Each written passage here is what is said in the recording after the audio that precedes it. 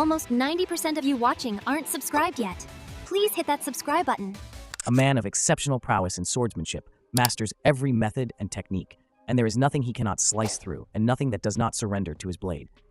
He is so devoted to his craft that even his palms are covered in calluses, and after quitting high school, he spends 20 years in the blade industry, and now he has become the greatest knife expert in the nation. The scene transitions to a bustling eatery, where the staff is actively taking orders one after another.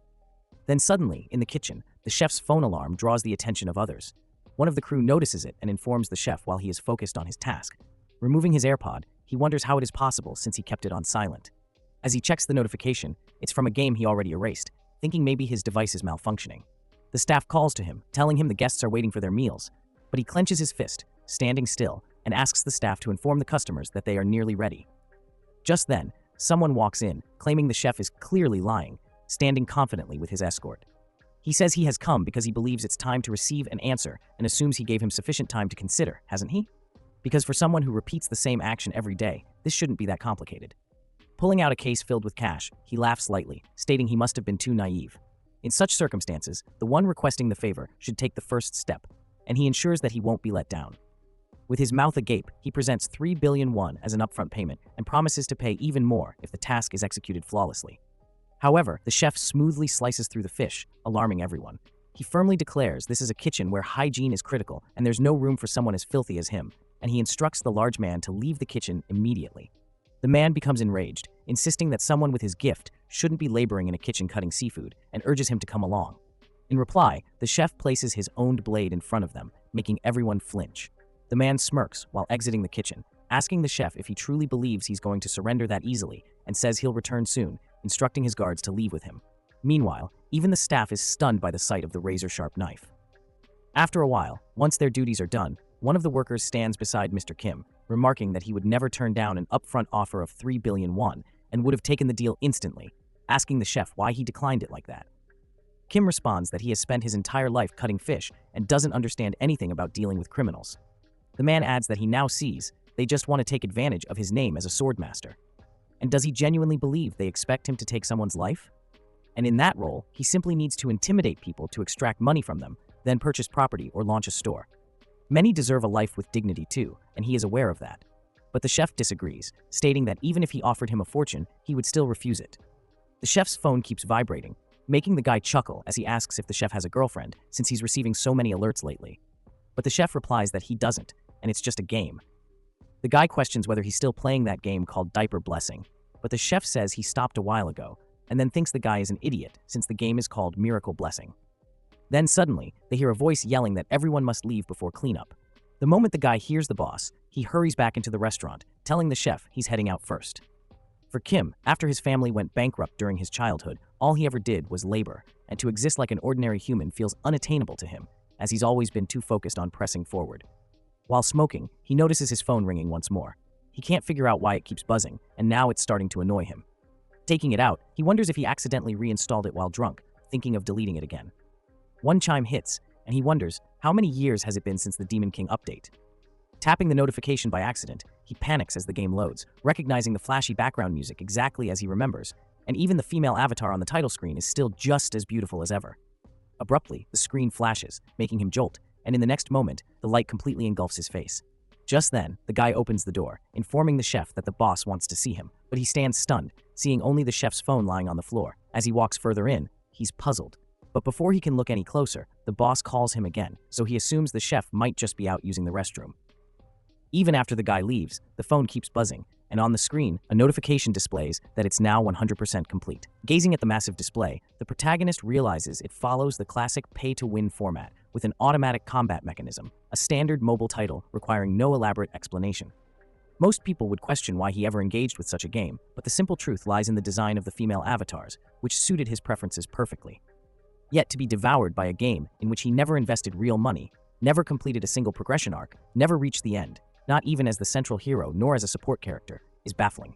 Instead, he finds himself inhabiting the shell of a faceless background figure whose whereabouts are usually irrelevant, and in this world, he goes by the name Kanggum. As he strolls past others, he accidentally brushes shoulders with a passerby, and is startled to discover he has collided with a young woman. Alarmed, he hastens to clarify the misunderstanding and turns to check on her, asking if she's all right. She stammers, saying she's okay, and apologizes for the trouble she might have caused him. Fortunately, the game world of Miracle's Blessing M is modeled after Korea, complete with familiar landmarks and geography. Even the voice from the train system announces Mapu as the upcoming station, and because of all that, the differences in characters are minimal, only 1 or 2 letters off, and this resemblance helps him settle in without difficulty. Here, he leads the life of a typical adolescent, or at least he does for nearly a year. During this time, he resides here, forgetting whether this existence is a simulation or reality, experiencing a mundane teenage routine he never enjoyed in his previous lifetime.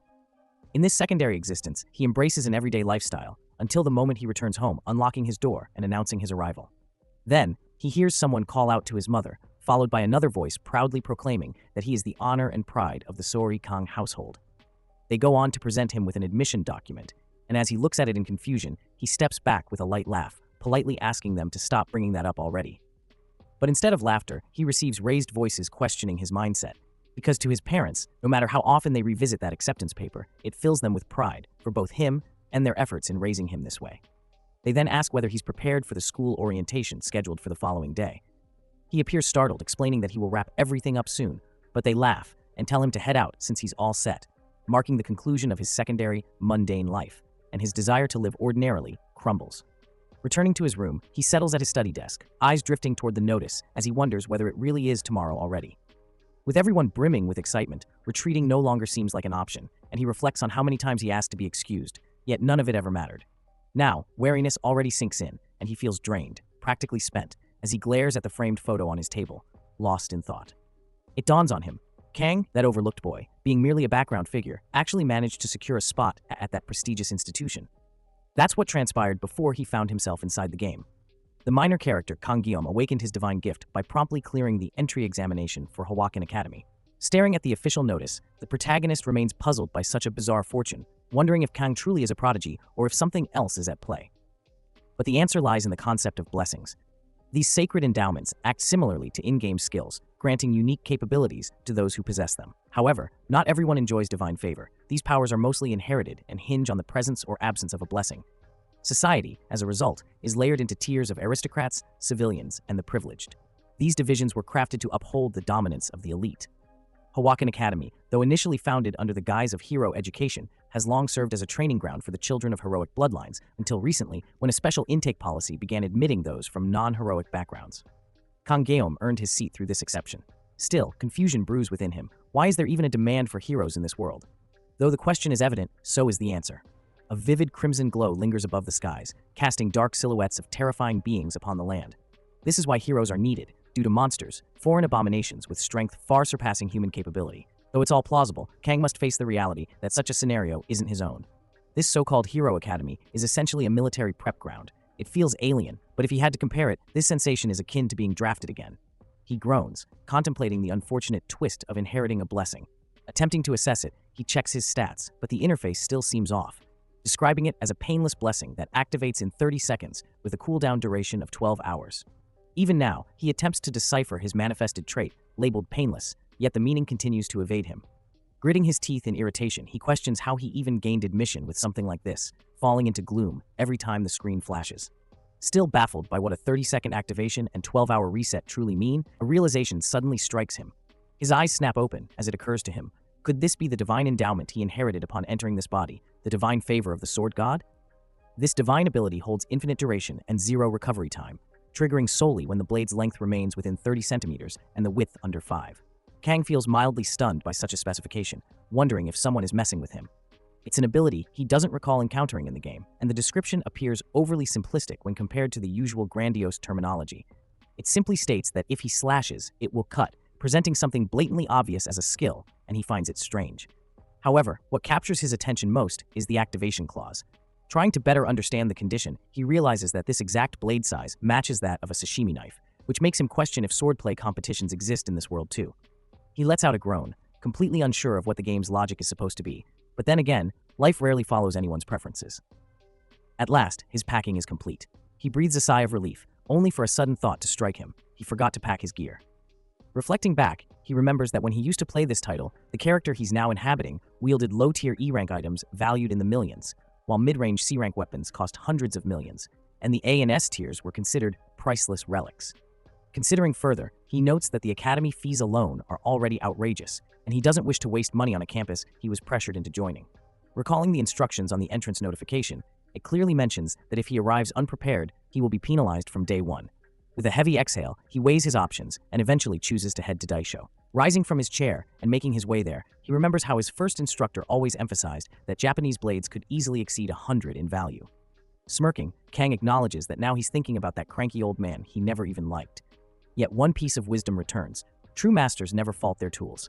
Sometime later, fully suited up with his belongings slung over one shoulder, he hears someone call out to him, referring to him as the new guy. A person with striking blue eyes grits their teeth in irritation, asking Kang what exactly he thinks all that is, while slamming several wooden rods onto the table.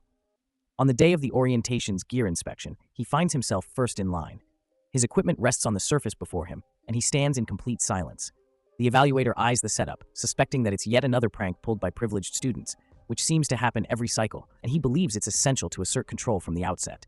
He slams the table and yells at the boy, demanding to know if he considers the academy a joke. Does it even make sense to bring a kitchen blade as the primary gear for a class placement exam? Kang, appearing unfazed, replies that he has no alternatives, and this tool is his official gear. The examiner pauses momentarily, then bursts with fury, shouting louder and summoning a fellow instructor. Kang calmly explains that he's merely a special admissions applicant from a regular household, and that even the enrollment fee alone must have placed a massive weight on his parents' shoulders, so now expecting costly gear is unreasonable and unfair. Eyeing the student more carefully, the instructor notices that the color of Kang's name badge does in fact indicate he's from the special admissions track, and he recognizes the truth in what's been said that for families without elite background, academy expenses must be overwhelming. The instructor feels stunned, realizing that someone tied to a school meant to offer balanced academic opportunity is instead using bias to scrutinize a dedicated learner. That 30% reduction clearly speaks for itself. Kang then adds, as a final note, that only novices complain about their gear, and the examiner freezes. A true professional never blames their tools. It's a quote with weight, a teenager, yet not one to overlook. This is exactly what Kang intends. It feels as though he's already reached the summit of mastery. His confident wisdom and unwavering resolve are so intense they practically blind the instructor, who now gazes at him with admiration and glassy eyes.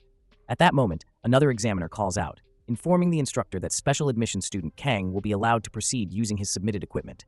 Ignoring the envious chatter behind him, Kang nods respectfully and expresses sincere gratitude to the instructor for his understanding. Meanwhile, others remain puzzled, silently wondering how someone like him ever managed to get accepted into this place.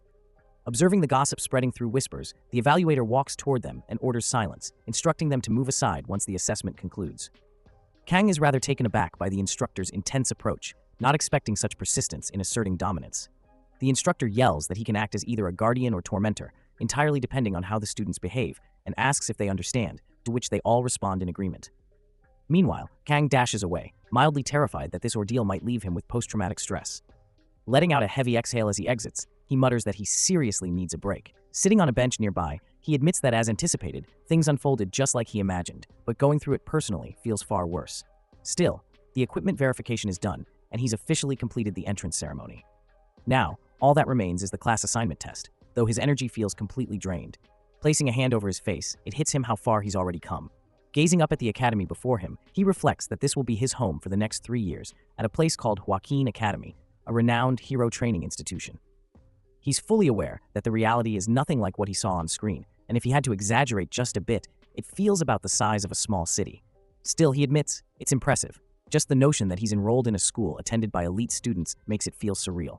Thinking back to his former neighborhood, where he had to abandon high school due to family hardship, he wonders if all of this is genuinely happening.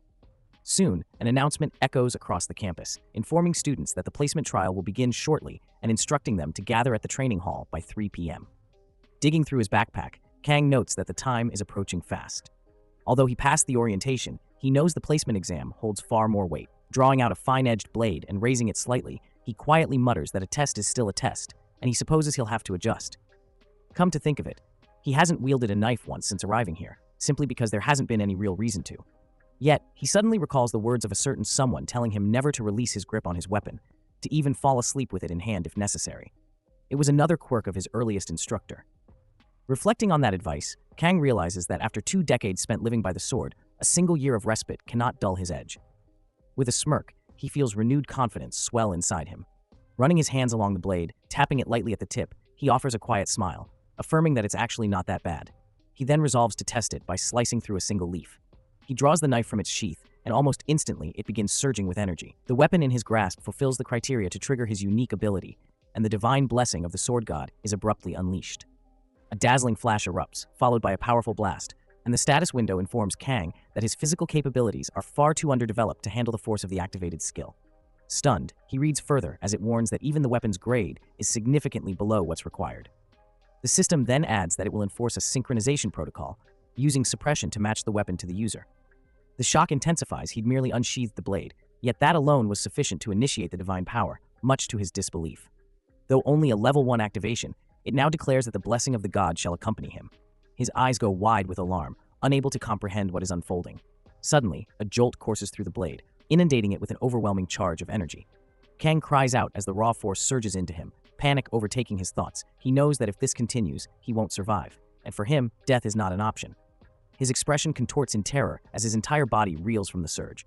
Then comes a burst of blinding golden radiance. Ethereal fragments cascade around him like shattered illusions, and in an instant, he's transported to a bizarre realm formed of crimson lines and lion-shaped voids. Staring at the surreal expanse before him, he swears aloud, completely clueless about what just occurred.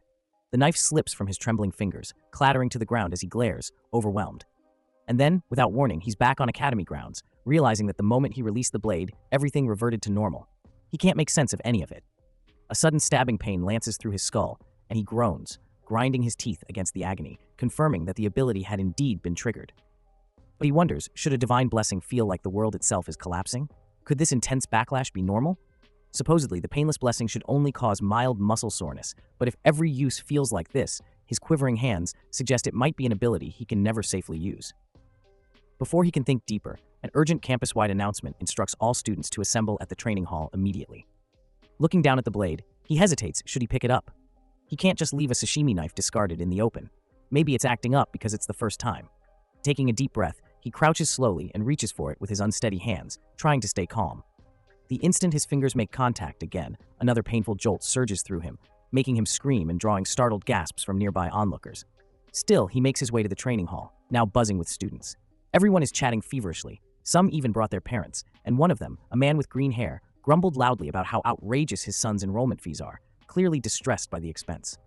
Secondly, the green-haired man turns and is taken aback to see someone who has endured a formidable journey. It is none other than the legendary Sword Emperor, tall, dignified, with stark white hair.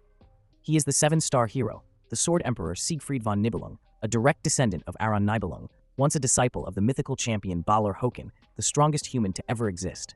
One of the fathers among them politely requests everyone to return to their seats, and the others comply without resistance. The Swordmaster lets out a soft chuckle at the exchange, but he's soon greeted by a graceful woman in a flowing blue gown. She is the 7-star hero sage, known as Medea Poison, who remarks how long it has been since their last encounter, possibly half a century. Siegfried acknowledges her with calm composure, pointing to her attire and teasing her, questioning whether the head of the academy turning 70 is now a convenient excuse for her to relax her standards. She smirks, asking whether it isn't every woman's dream to remain alluring until the very end. With a confident air, she adds that all it would take is a single word from him, and she'll cast a blessing to shave 10 years off his appearance. He smiles lightly and tells her that even at 70, she still hasn't matured, adding that what truly matters is the integrity of one's character. Medea laughs heartily, calling him an old fossil and asking how he can still be the same man she knew 50 years ago. Irritated, he retorts by calling her an old crone, but she remains composed, eyeing him with amusement. She remarks that the once stubborn boar has changed so much that he now willingly mingles in places like this, something he once scorned as being part of an elitist mindset. He offers no rebuttal. Then, with a sly grin, she asks about his granddaughter, casually questioning whether she is pretty. Siegfried remains tight-lipped, offering no answer. Meanwhile, it seems the placement assessment is about to begin. Students are gathering in droves, casually chatting and buzzing with energy. Kang stands by himself amidst the crowd, observing in silence. A thought crosses his mind, and could he be the only one here with jet black hair? To make matters worse, he's marked as a special admission student. Recalling the ridicule from earlier during the entrance process, he finally understands what it means to come from a modest background. The murmurs among students persist as he continues standing alone until he catches sight of a girl with long blue hair. There's something about her that sparks recognition. Yes, he remembers. She's one of the students from the game. The crowd grows visibly intrigued by her presence, while she walks forward with a unique and commanding grace. She is Abel von Nibelung, the granddaughter of the Sword Emperor himself, the main heroine of this game and, embarrassingly, the very reason Kang had spent such a ridiculous amount of money in the first place. Subspace is formed by the legendary hero Balor Joaquin during the creation of the Academy and serves as an alternate dimension separate from reality. Although the pain and injury experienced within feel entirely genuine, the fortunate aspect is that any harm endured in subspace does not transfer into the real world. Due to its disconnect from reality, even lethal acts could be overlooked if they occur within subspace.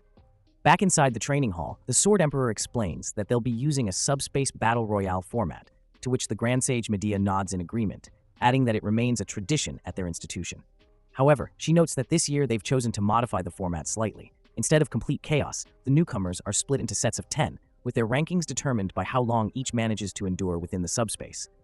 It becomes a test of survival, where no limitations are imposed on the gear used. The Sword Emperor raises a concern. If armaments are unrestricted, then this inherently favors the privileged, allowing the elite to dominate. Miss Medea gently urges him not to bring that up again, emphasizing that this change is already a compromise in itself. Like it or not, the Academy primarily operates through funding provided by noble families. She mentions the effort she went through to introduce this policy, prompting the Sword Emperor to ask what exactly she refers to. She clarifies that she's speaking of the special admission system. Meanwhile, Kang remains utterly entranced by Abel's presence, inwardly marveling at her beauty. He honestly assumed she would only exist in 2 dimensions, yet now he witnesses her elegance firsthand. The boys surrounding her instantly attempt to strike up conversations. Had he not known better, he might have joined them too. But having played through a portion of the game, he's aware of what they aren't.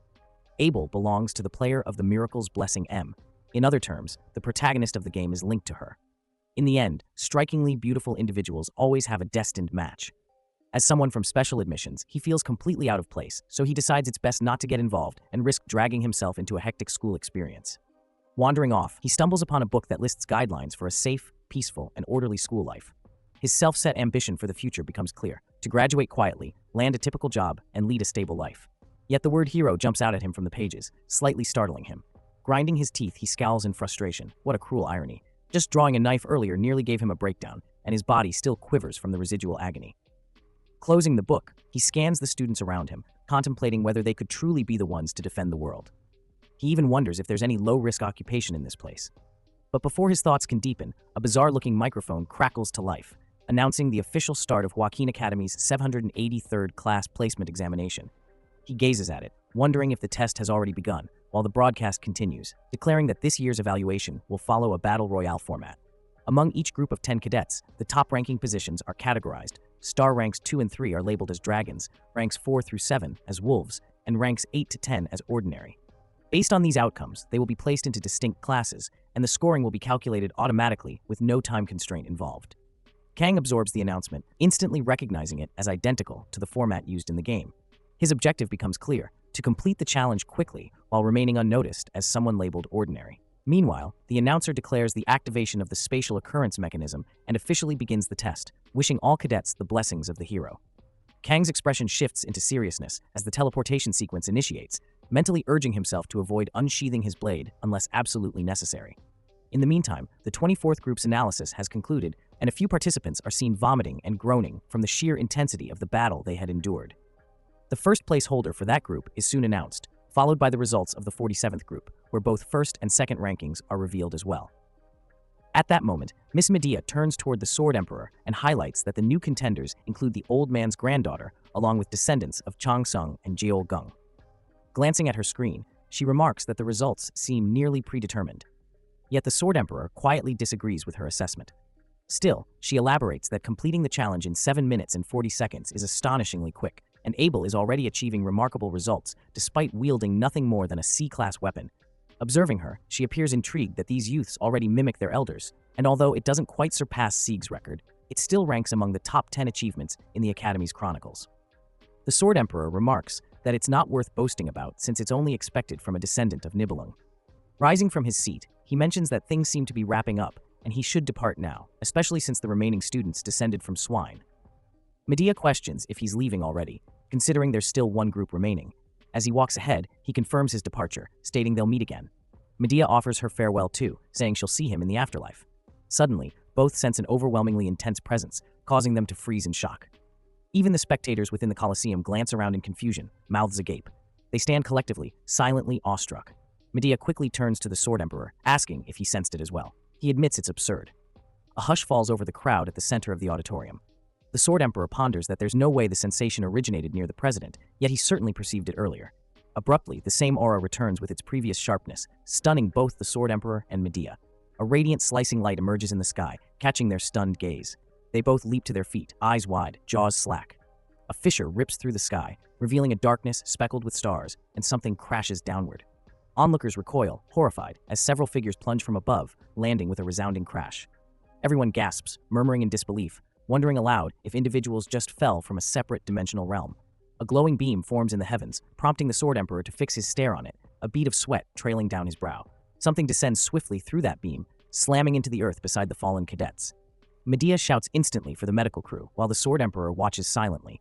She commands the medics to check the condition of every cadet urgently, raising her voice for them to act quickly. Suddenly, the sashimi knife embedded in the ground continued to glow with raw magical energy, its sharp blade reflecting the face of the person who had collapsed nearby. The outcome of the test was already clear. A scream rang out, followed by curses, as the chaos of combat raged on, and through sheer unfortunate timing, Kang realized he had been entangled in a life-or-death confrontation with the dreaded twins, the infamous Mao Jun and Mao Shun of the Iron family. One twin mocked a fellow participant for being weak, while the other maliciously provoked his battered victims to retaliate. Though gifted naturally, the twins' ruthless cruelty and chaotic unpredictability were unmatched. For over half an hour, they sadistically played with their opponents, and unfortunately, Kang had the misfortune of ending up close to them. He slowly backed away, hoping his quiet demeanor would render him invisible, but they remained preoccupied with another student, choking him as they questioned if he was still breathing. When the boy hit the floor, one of the twins dismissed him as boring.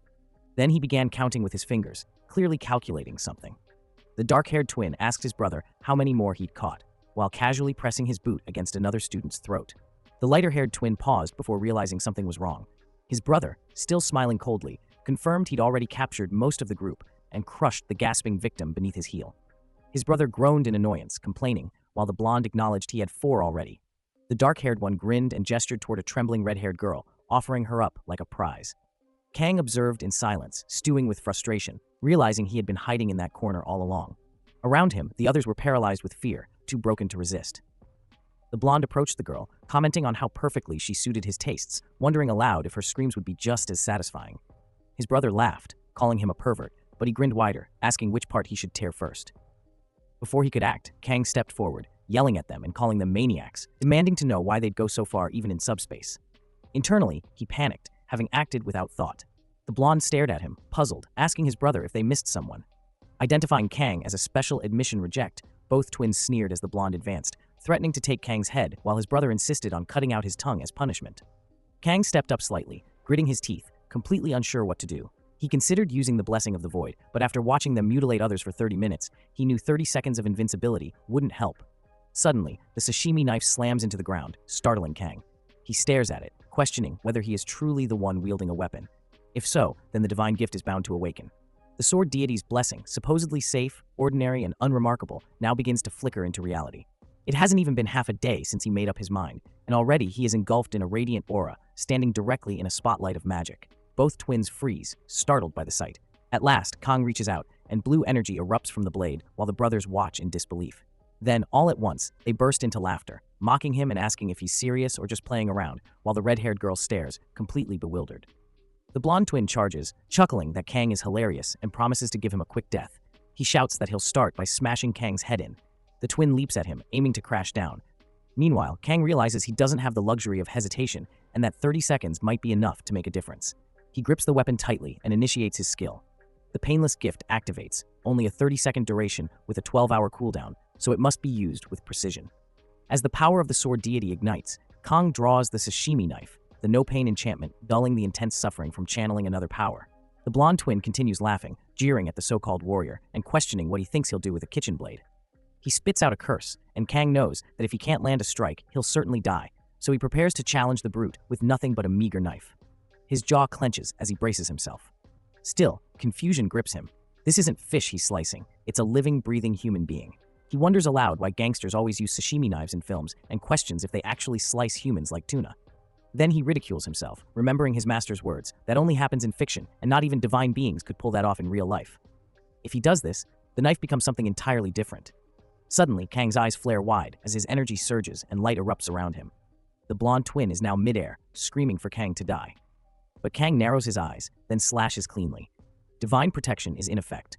The blonde twin gasps as his hand detaches from his arm, flying into the air. Kang has turned the tide against the Mao brothers, slamming the blonde directly into the ground. Kang asks his master why gangsters often eat sashimi. In response, the master hurls his knife at him and demands that Kang address him properly, questioning why he even cares about such a thing. Kang's former master was a gangster who once severed his own wrist as a form of atonement. To bring joy through his knife skills, he opened a sushi restaurant and proved his talent. Kang then inquires whether, like in the movies, real-life criminals also flaunt sashimi knives, wondering if there's any truth to it.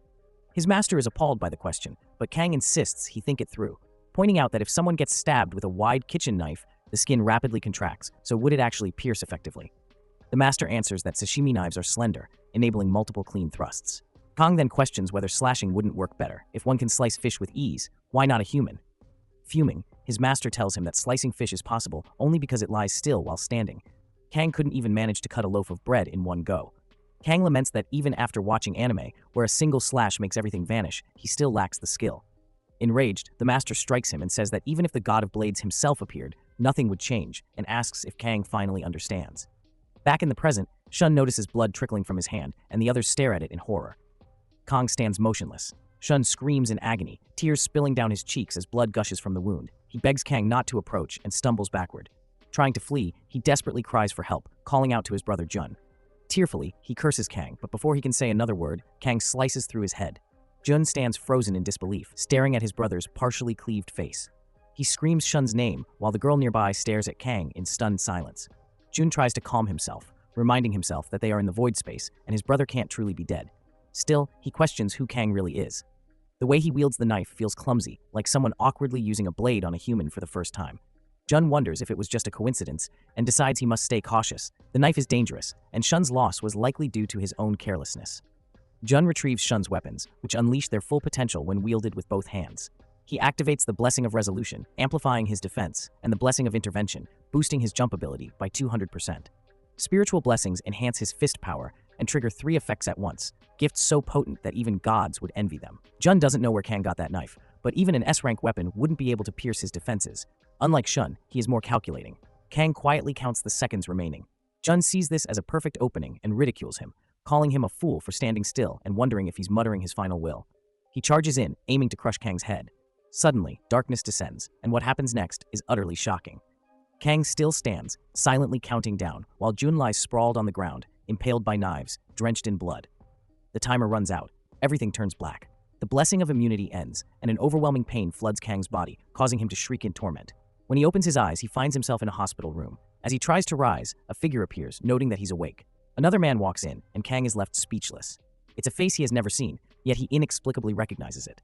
This is one of the 2 7-star heroes who defeated the Demon Lord's 6th Legion commander 50 years ago, the strongest human alive. His name is Siegfried. Beside him, Medea asks if Kang is feeling all right. Kang is baffled. Why are the 2 of them here? He says he's fine, but Siegfried bluntly asks what exactly he did. That sensation earlier, it wasn't entirely his, but it was clearly tied to him. Kang looks at Siegfried and instinctively realizes that being on this man's radar will bring nothing good. Admitting that his actions were extreme, he calmly says he's ready to accept any punishment without complaint. The 2 stare at each other. Medea sighs and asks why Siegfried must be so harsh with a child. Even if Kang speaks like that, she reveals that while he was unconscious, his clogged meridians were cleared. She mutters that people only grow more stubborn with age. Then she asks Kang to look at her, if only for her sake. Siegfried interjects, reminding her he told her not to say such things. Kang, still confused, wonders why the Swordmaster is here. Medea explains that they reviewed footage of the incident with the Academy staff. They saw the image of him hurling himself to protect a disadvantaged female student. It was the image of the gallant prince she's always dreamed of. She's convinced he's a true hero. Siegfried scolds her to mind her dignity. Irritated, she snaps back. Then she reassures Kang that they won't take issue with his conduct during the trial, so he need not worry. She also tells him that the twins were admitted after pulling strings with the Mao family's elders, but now they've decided to withdraw. He nods in understanding, realizing they won't be sharing campus life anymore. Lastly, they deliver the shocking news. Kang is now the top student. He stands in disbelief, and the words peaceful and safe echo through his thoughts. In her office, Medea lets out a weary sigh. She has served as the head of the academy for 2 decades, yet this is the first time she has encountered a situation like this. Back to Kang, he declines their offer. The 2 are visibly stunned. Medea urges him to reconsider, asking if he truly grasps what it means to be placed in the star class. She wonders whether she misheard him. Even though the elders had been outraged, the top student was decided solely based on the direct results from the subspace. Kang reflects on it momentarily before responding that his decision remains unchanged. He still refuses. She presses him to make a final choice. Then she turns to Siegfried, asking whether he's displeased that Kang secured the top position instead of his granddaughter, noting that he too had watched the footage. Siegfried calls such speculation immature. Nothing could be more juvenile than questioning an evaluation conducted within a subspace imbued with the will of the founding hero. The Academy has acknowledged Kang as the top scholar, and they are bound to respect that decision. If Kang's talent had been extraordinary, it would have been understandable. If his physical prowess had stood out, that would have been acceptable. Even if he possessed refined experience, it could be justified. But from a boy still in his adolescence, the fluidity of his movements seemed to embody the very essence of technique itself. Siegfried wonders, what has he been striving for all these years? This must be the pinnacle of swordsmanship. He had been left speechless by what he witnessed. Yet, when he unblocked Kang's meridians, he detected something off. The boy's frail physique showed no signs of rigorous conditioning, and something hidden deep within his body appeared to be sealed away, something that should not be there. Even now, at his age, Siegfried admits he remains fiercely competitive, especially with a boy the same age as his granddaughter. His introspection is cut short when Medea chimes in, commenting that Kang is also quite handsome. The way he slays enemies to protect a girl in peril, it's absolutely mesmerizing. She jokingly wonders aloud whether, had she been 10 years younger, or perhaps even now, something might be possible. She then turns to Siegfried and asks what he's thinking. Siegfried, lifting an eyebrow, questions what college students these days call women like her. Medea dares him to say it, urging him to open that pompous mouth of his and tell her what term they use for women like her. Siegfried rises from his seat and calmly utters the word, bitch. Guess what? You're a bitch. The scene cuts to Kang as he stands before the classroom door. The sign reads Wolf Class, the final compromise. Medea informs him that he'll be assigned to Wolf Class. Kang protests, stating he wishes to join Tiger Class instead. She refuses, explaining that the Academy's top student cannot be a tiger. Kang counters, asking why a tiger can't be the top student at an institution that claims to value fairness. That wasn't the point she was making, but regardless, he simply cannot be a tiger. It is not permitted. In return, however, she promises to keep this matter confidential. If she were to send him to Tiger Class, the elders would create an even bigger uproar. Kang's intention had been to finish his education in a less demanding class, focusing on safety rather than exhausting himself through constant combat and tension in an elite one. He exhales softly. This still falls within the parameters he anticipated. As he steps into the classroom, he's taken aback. The other students completely ignore him, and he finds it ironic. If they're going to pretend he doesn't exist, the least they could do is stop staring at him.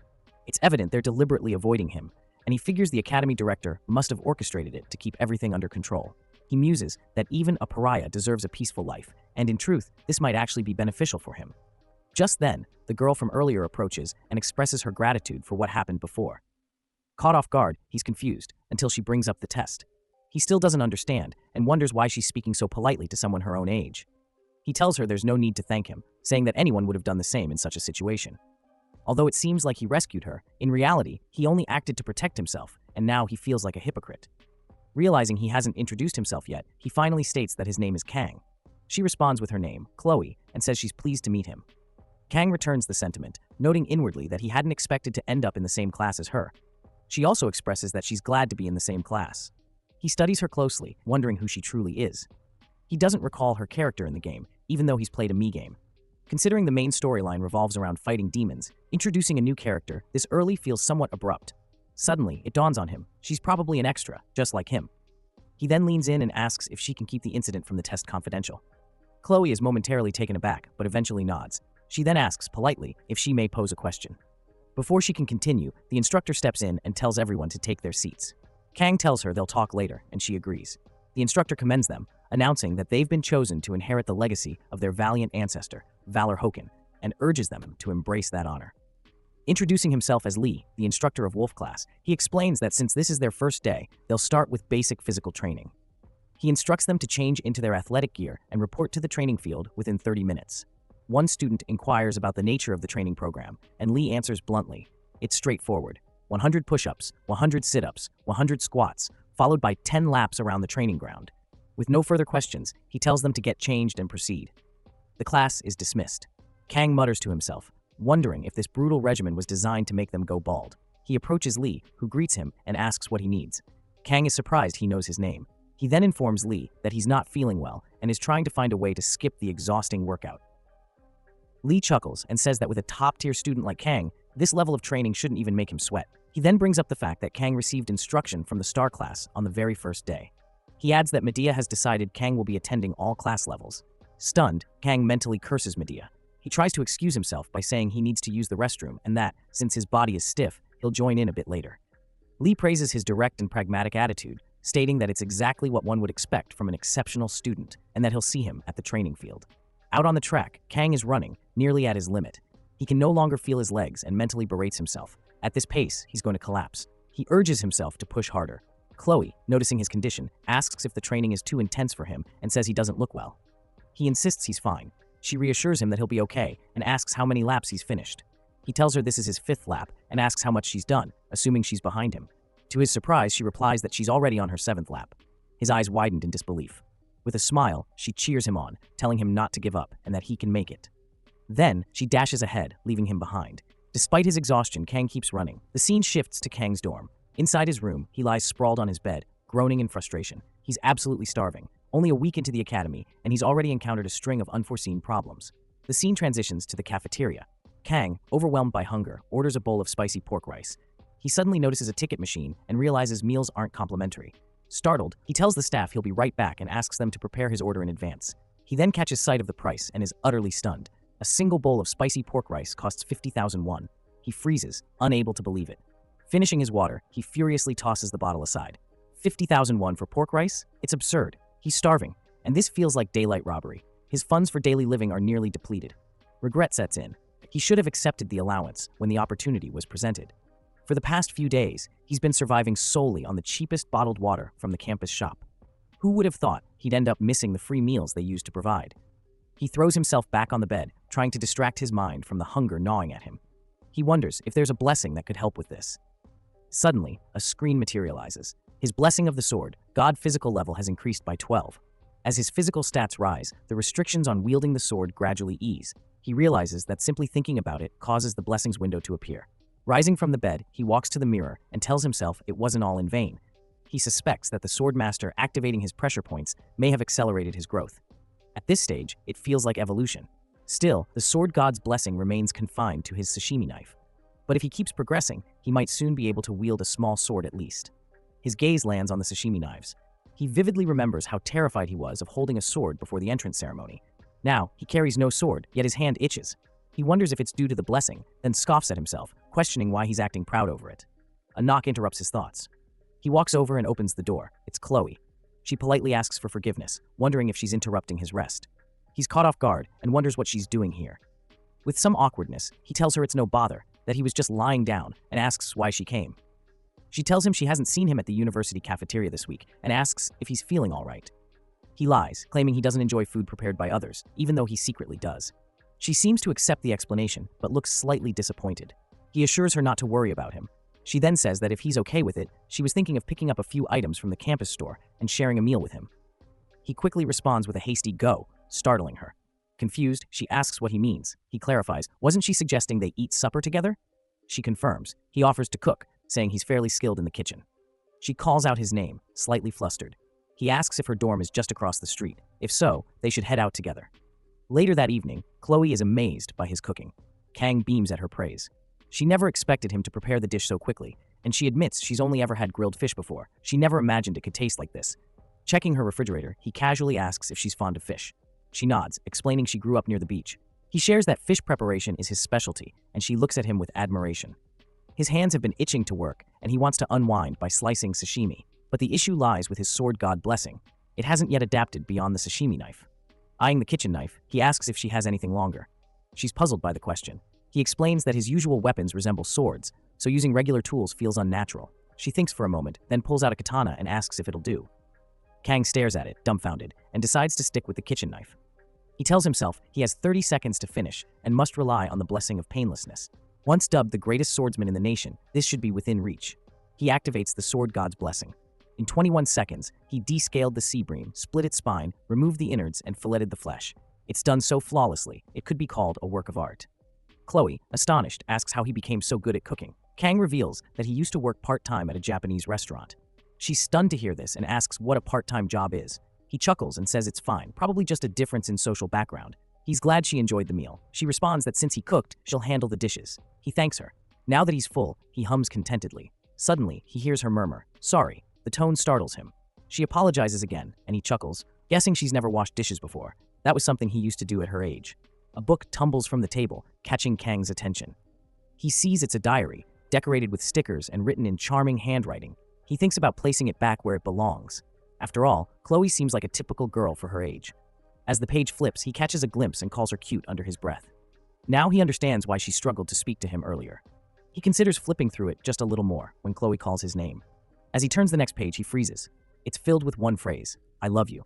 Stunned, he stares wide-eyed as Chloe also stands frozen, her face turning pale. She stammers, asking if he just read her diary. Heroes garner reverence by vanquishing demonic beasts. They elevate their status through the accumulation of global prestige. However, within their stagnant hierarchy, certain factions exploit the powerless under the guise of authority. When justice fails to reach them, one of the hero families steps forward, the Auditory of Sicily, preferring to operate from the shadows. This is a family devoted to preserving order through covert operations, conducting assassinations, and maneuvering behind the veil while facing the light. Children born into the auditory bloodline undergo psychological conditioning before adolescence. Emotions are suppressed, and they endure grueling regimens. They are molded into instruments of silent death, and the age at which the girl first stained her hands with blood was 15. The elder tells Chloe never to belittle her capabilities as an assassin. She had heard these words long before she even became fully aware of her identity. She embraced them. Unyielding discipline warped her essence, casting a lingering shadow deep within her spirit. Thus, by the time her identity had eroded, leaving only faint remnants of feeling, Chloe arrives at the appropriate age to enroll in the academy. This institution is Joaquin Academy, where students are sorted into classes based on their innate aptitude. Each pupil's potential is equivalent to that of a dragon or greater. The Auditory lineage, who flourish in obscurity, are assigned, by their family's mandate, to the common class, an arrangement rooted in a pact between the academy and the family. Chloe recalls the old man's words. Even during their 3-year childhood tenure, the family stripped each child of individual freedom. Chloe accepted her destiny as an assassin without resistance, and ultimately, nothing would change, or so she believed. That is, until the day she encounters that boy. He hurls insults at the twins, calling them psychotic lunatics, and demands they keep their hands off her. Even though death in the subspace battle royale is artificial, it doesn't erase the primal terror of facing death for the first time. Yet Chloe stares down mortality and the fate woven into her existence. She had long since abandoned futile resistance. She had been honed to respond this way. She has always moved like this. Ultimately, nothing is supposed to shift. It's written in her stars, or so she perceives. But then, it feels as though sunlight pierces through foreboding clouds in a psyche battered by Arctic winds. A searing emotion floods her. A sword, wielded not out of obligation but by choice. A blade for protection. The boy unsheathes his weapon in her defense. Chloe recollects a children's story she once whispered beneath her pillow, hidden away. She looks joyful. It was a tale about a captive princess locked in a tower and a prince who arrives to deliver her from bondage. Her heart flutters and her cheeks flush rose red. An unfamiliar nebulous sensation wells up inside her. Chloe questions herself, is this love? Kang is startled to see her expression. She scowls at him. He returns a sheepish grin. An awkward silence follows, and he comes to a sudden realization. He's doomed. He curses under his breath, questioning why everything has spiraled out of control. He wonders if this downfall began the moment he naively trailed after her, simply because she was feeding him, or was it when he foolishly misinterpreted the genuine feelings of a teenage girl. Finally, he breaks the silence, commenting that the moon looks exceptionally lovely tonight, and complimenting her for preparing the most delicious dinner he's had in a long while. She remains silent. He tells her that he'll see her tomorrow and attempts to leave, but then she suddenly asks him if he saw it. He tries to feign ignorance, but she removes her gloves and reminds him about the diary. He asks if she's referring to the reference book she had been diligently studying. At that, she snaps, shouting that she's talking about the diary. He finds himself bewildered. Does she have eyes at the back of her head? How on earth did she see him? Her tone changes completely, abandoning her formal way of speaking in favor of a much more casual, almost menacing style. She feels like an entirely different person now. He finally admits that he didn't see it, but she presses again, asking if he truly didn't. He insists he didn't, but she stammers, demanding he stop lying. At last, he confesses, yes, he saw it. She goes quiet, and then suddenly draws her sword. Shocked by her abrupt action, he glances out the window. They're on the 4th floor. If he jumps, he'll definitely break his bones. There's only one possible exit, the door. But therein lies the problem. He's trapped. He demands to know what she's doing, but she advances toward him with overwhelming killing intent. He can't believe she's actually approaching him like this. Puzzled, he wonders if she's feeling unwell. He has some knowledge of this type, those unblinking pupils, the dark crimson tint in her eyes. It confirms his suspicions. She's a yandere. Kang keeps analyzing the situation. That abrupt shift in her demeanor, her fierce tone, he's now certain she has a dual personality. Dealing with just the yandere aspect alone would already be an ordeal, but now with dissociative identity disorder added to the mix, it's downright catastrophic. It seems the change in her behavior was triggered the moment the diary was opened. Kang knows he's in serious danger. This girl will hunt him to the ends of the earth. If he wants to ensure his survival, he must take action right now. He notices her aura. It's even more intense than that of the Mao brothers. He can't believe how difficult life in this academy has become. But first, he needs to survive this nightmare. He starts evaluating his options. There are only 9 seconds left. The sashimi knife is still in his room. There's also the kitchen knife he used earlier, but reaching it might cost him a limb. Chloe prepares to strike, and Kang is frozen in disbelief. Then, he spots a box cutter. As she lunges, he grabs the cutter. Despite everything, he still wants to settle this through conversation. He extends the blade and mutters a curse. Suddenly, a status window appears. Activating his resourcefulness boosts his mental fortitude. His words and actions now temporarily carry intimidation. The blessing of the sword god activates. As they both clash, Kang coldly remarks that Chloe's hair is a bit too long, and he'll be happy to cut it down for her. Chloe finally awakens and calls out for Kang, wondering where he has gone. She calls his name again and recalls seeing him gazing out the window while she was washing the dishes. The memory of sneaking a glance at him resurfaces, followed by the thought of her katana. She finds it and exhales in relief. She has often lost consciousness whenever holding a katana before. The old man's words echo in her mind. Good job. She wonders what happened, and his voice answers in her memory, telling her not to worry and to never forsake her talent as an assassin. Chloe buries her face into the pillow and mutters that she's a fool. She questions why she passed out at that moment, softly murmuring Kang's name, and as she does, her cheeks turn crimson. She wonders if she said something inappropriate when she lost her memory. Then, her eyes catch the utility knife lying on the floor. She wonders what it's doing there. Her attention shifts to her hair, now noticeably shorter. She speculates that Kang must have used the utility knife to cut it, and notices he even cleaned up afterward. Chloe calls him kind and thinks about recording this memory in her journal before it fades. She pulls out her diary and writes, "I love you, Kang." The scene transitions to Kang, who is throwing up. He barely managed to endure the situation earlier. He lasted through only the first 5 seconds of the 9-second mark, and still feels nauseous. He fears he'll vomit everything he had for dinner. Sitting down on a bench, he exhales deeply, having expelled everything, and now left hungry again. His thoughts drift to Chloe and her true identity as he gazes at the moon. Her swordsmanship is centered around severing life in a single blow, or at the very least, incapacitating her opponent. However, the way she wields her blade tells a different story. She relentlessly targets vital points, as if her technique is tailor-made for assassination. Kang reflects that had Chloe caught him off guard, he would have undoubtedly lost his head. He explains to himself that, feeling as though his life was endangered, he instinctively aimed for her neck, but the knife was too short, so he only managed to shear her hair. He tidied up the mess afterward, ensuring there would be no issues later. He's relieved that nothing critical occurred. He understands now that keeping things calm and under control in this world is far more complex than it appears. Apparently, living a mundane life is the hardest path of all, but this reality stretches far beyond mere difficulty. Kang continues his reflection. When he was first hurled into this irreverent game, it wasn't as if he lacked ambition. But having risen to the peak using only a sashimi knife, relinquishing his romantic dreams wasn't an easy decision. Everyone, after all, has a role to play. Miracle's Blessing is the name of the game, and the special boon granted by this world's protagonist, someone he has yet to meet. Kang notes that alongside the Blessing of Valor granted by Joaquin, the legendary hero, this world boasts 2 mythical benedictions. He recalls that the content of these blessings is relatively straightforward, to liberate the world from the peril of the Demon King. The protagonist is a legendary blade whose name translates to wound. It bestows its wielder with phenomenal power, yet the blade chooses its own master. On the contrary, Kang is left wielding only a sashimi knife. He questions whether he even needs further clarification, and struggles to keep himself in check. Ever since arriving here, he's had to constantly remind himself that none of this is real, and in the process, he's even forgotten his own objectives. He understands now, and wonders if this world even contains a single, ordinary person. Kang has since ceased trying to identify the main characters in the game, but at least he has learned how to navigate it. It has now been 1 week since he enrolled at this academy, and based on the plotline, it should be about that time. The protagonist has just awakened his divine blessing and is late for the registration event. Now the game's storyline truly begins to unfold. Kang only knows the overarching plot, but he hasn't seen the ending.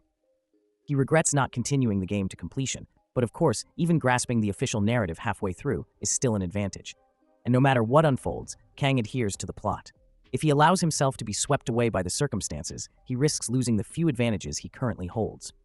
If memory serves him correctly, the story takes a grim turn beginning in the 2nd semester of the 3rd year. The demonic tribes, having sensed the hero's awakening, unite under the command of a core leader and launch an assault that threatens the academy. The scope of the conflict soon escalates into a full-blown war between humanity and demons. Consequently, the game's narrative devolves into a conventional genre cliché.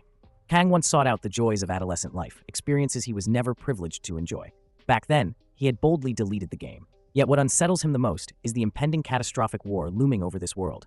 He begins to wonder whether he too will fall victim to it. Kang refuses to accept such a fate. With 3 years still remaining, he now realizes the necessity of setting pragmatic goals rather than indulging in escapist fantasies. He refuses to passively accept death. Survival demands power, and he must grow stronger. Given that most mass-produced game narratives culminate in happy endings, Kang believes the protagonist will ultimately save the world. Even so, he requires enough strength to protect himself. He refuses to live a life as fragile as that of a gnat, vulnerable to being extinguished at any moment in the war. Therefore, he resolves to train in secrecy. If Kang draws too much attention to himself, he may be summoned to confront malevolent forces, an outcome he must avoid at all costs. Moreover, it is crucial to impose limits on his use of the sword god's blessing. He has long wielded a sashimi knife out of necessity, but it exerts an overwhelming toll on his body. Upon checking his status, the performance metrics appear solid, yet he finds himself puzzled by the abundance of new information. Body, mind, and equipment, these categories seem conceptual in nature. He questions what the assimilation rate signifies and attempts to delve deeper, only to be blocked by unmet conditions. Though shocked, he tells himself it is not his priority right now. Instead, another question arises concerning this enigmatic blessing. Physical conditioning is of utmost importance. He also needs a new weapon. He cannot perpetually depend on the blessing of painlessness for 30 seconds. It becomes clear that he must practice swordsmanship with a blade that does not qualify under the sword god's standards. Fortunately, a practical extermination drill is scheduled for next month, replacing the midterm exams. The reward for completing the training is mercenary, a B-grade weapon. If he can wield it proficiently, it will suffice for graduation. Its specifications fall short of the conditions necessary to activate the sword god's blessing, making it ideal as a primary weapon without becoming a burden. Kang exhales deeply. There is far more to accomplish than he initially anticipated. Just then, someone calls out to him. Turning around, he finds himself looking at Abel. She informs him that the bench he's occupying is her usual spot. Kang looks bewildered as their eyes meet. He feels both stunned and mildly irritated by her presence. Abel asks if he could just scoot over a bit. He obliges, sliding to the side. Never in his wildest thoughts did he imagine encountering her here. He hadn't meant to stare so blatantly. Abel assures him he doesn't need to relocate, just to make a little room. Kang grows slightly suspicious. It's a public bench, after all. He wonders if this is some manifestation of social hierarchy. He reminds himself to avoid any entanglement with the heroine. Abel tries to maintain her composure, but her charm has already seized Kang's attention. He acknowledges her beauty, silently. Suddenly, she comments that this is the perfect spot to stargaze, startling him. Kang glances in her direction, questioning whether Abel is truly Siegfried's granddaughter. Even the charming protagonist had started out as a rough, unrefined character. Abel asks if his weapon is a sword. Kang responds with curiosity, asking how she could tell. She reveals that her grandfather once said that swordsmen always have distinctive expressions in their eyes. Kang, feeling puzzled, watches as she draws her own blade and asks if he wants to try it. He stares at her, then replies dryly that the idea doesn't exactly excite him. Abel looks disheartened and pouts. Kang questions whether she's truly all right. He isn't accustomed to this interaction and continues to wonder if Abel is indeed the same character he once knew. Then, quite suddenly, she asks him if he knows who she really is. Kang wonders if she's questioning him out of suspicion, though of course she isn't. There isn't a single person at this academy who doesn't recognize Abel. Kang responds curtly that he knows her more or less. Abel retorts that she doesn't know him, and he begins to wonder what exactly she's trying to extract from him. Abel remarks that it feels somewhat cliché. He knows her name, but she doesn't know his. Kang asks if he's obligated to introduce himself to someone he just encountered, to which she replies that one never knows. He could be an agent of the Demon King, posing as a student to infiltrate the academy. She adds that there's no good reason to be alone so late at night. He glances at her, surprised that she would say such a thing. It feels arbitrary, completely without logic. Kang asks why she's out here then, and she responds that it should be obvious. She's here for training and physical conditioning. He says he was doing the same, and she asks what kind of training. He gives a ridiculous answer, that he was practicing his breathing, and she stares at him, utterly baffled. Abel points her finger at him, and Kang notices an injury on her hand. She quickly hides it. He keeps looking at her, and remarks that she truly is diligent. She affirms proudly, adding that people don't understand what it means to carry the bloodline of Nibelung. One must be flawless at all times. If even a trace of weakness is revealed, others seize upon it instantly. She asks if he knows she isn't the top student this year. Abel continues, saying that it was the first time she had ever been bested by someone. Kang says nothing. She keeps going, asking if he's aware, and smiles while revealing that, in some ways, she was relieved. Yet, on the other hand, she couldn't help but be curious about who had defeated her. She wanted to find out, so she could utterly demolish them next time. Kang is taken aback by her intensity and, irritated, asks if she really has to take things this far. Abel fumbles slightly and says it's a matter of pride. She had pleaded with her grandfather to reveal details, and he told her the top student wasn't even from her class.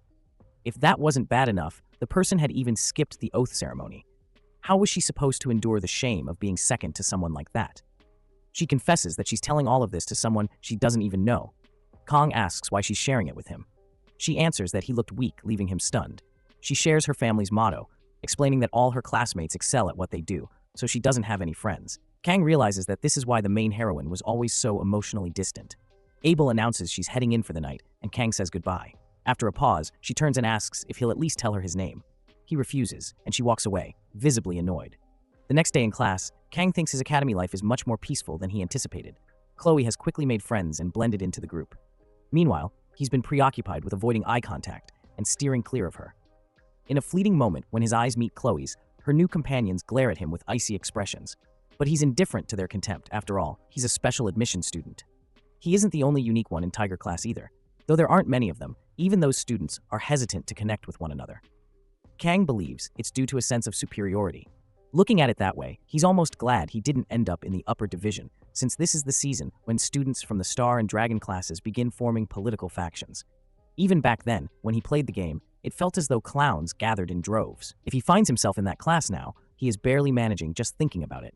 But at least he's eating well. He wonders what he should eat today. Medea informs him that he should have received it earlier through the top student perk and apologizes for the delay. This is the faculty member's card, and even bowing to the academy director 3 times a day wouldn't suffice to convey how grateful she is. Kang suddenly begins to worship and expresses his thanks, wondering if he has been diligently fulfilling his role as a student, and it hasn't significantly impacted the main scenario either. He deems it fortunate and considers spending the next 3 years like this, and if he just stays on this path, he smirks, believing he can attain the future he envisions. Inside the classroom, the instructor begins lecturing that 700 years ago, after the first human-demon war, the hero Joaquin Baller, who recognized the necessity to nurture the next generation of heroes, established this academy alongside his 7 disciples. This will also appear on their exam, so they should take care to become familiar with the information. Kang knows the content more or less. The founding hero, Joaquin Baller, fought for 20 years against the commander of the First Corps, Lycan, the right hand of the Demon King. He battled them and emerged victorious. However, Joaquin lost an arm during the conflict and could no longer partake in battle. The entire field was filled with screams. It was a war drenched in blood without a definite victor. But fortunately, humans and demons reached a truce midway through the first human-demon war, and the hero Joaquin then established Joaquin Academy to raise future generations. Hence, the first human-demon war led to the formation of the Non-Aggression Pact between the 2 factions, ushering in a 700-year era of peace. The students begin chattering among themselves, and Kang is the only one who knows that the first crack in this supposed peace is near. It is only natural that everyone becomes accustomed to this tranquility. And as much as he would like to inform Medea about what's approaching, he has no idea what consequences might unfold if he does. Although Medea hasn't hidden her desire to resign from her role as dean as soon as possible, she is also the first character in the story to sense the abnormality, thanks to the poet's lord. Furthermore, she is the first among the 7 heroes to step up and defend the students. Kang hasn't played much of the game, but he did research it, and he recalls that Medea is also the first to be sacrificed to the Demon King. Kang watches the cutscenes and realizes that she dies. When he looks at her, if he hadn't known, he wouldn't have believed it. The instructor finishes the lecture and advises the students to study hard for the exam. The students begin chatting about something, and Kang wonders what's happening. He realizes something and checks the date. It's the 5th of May. And today is...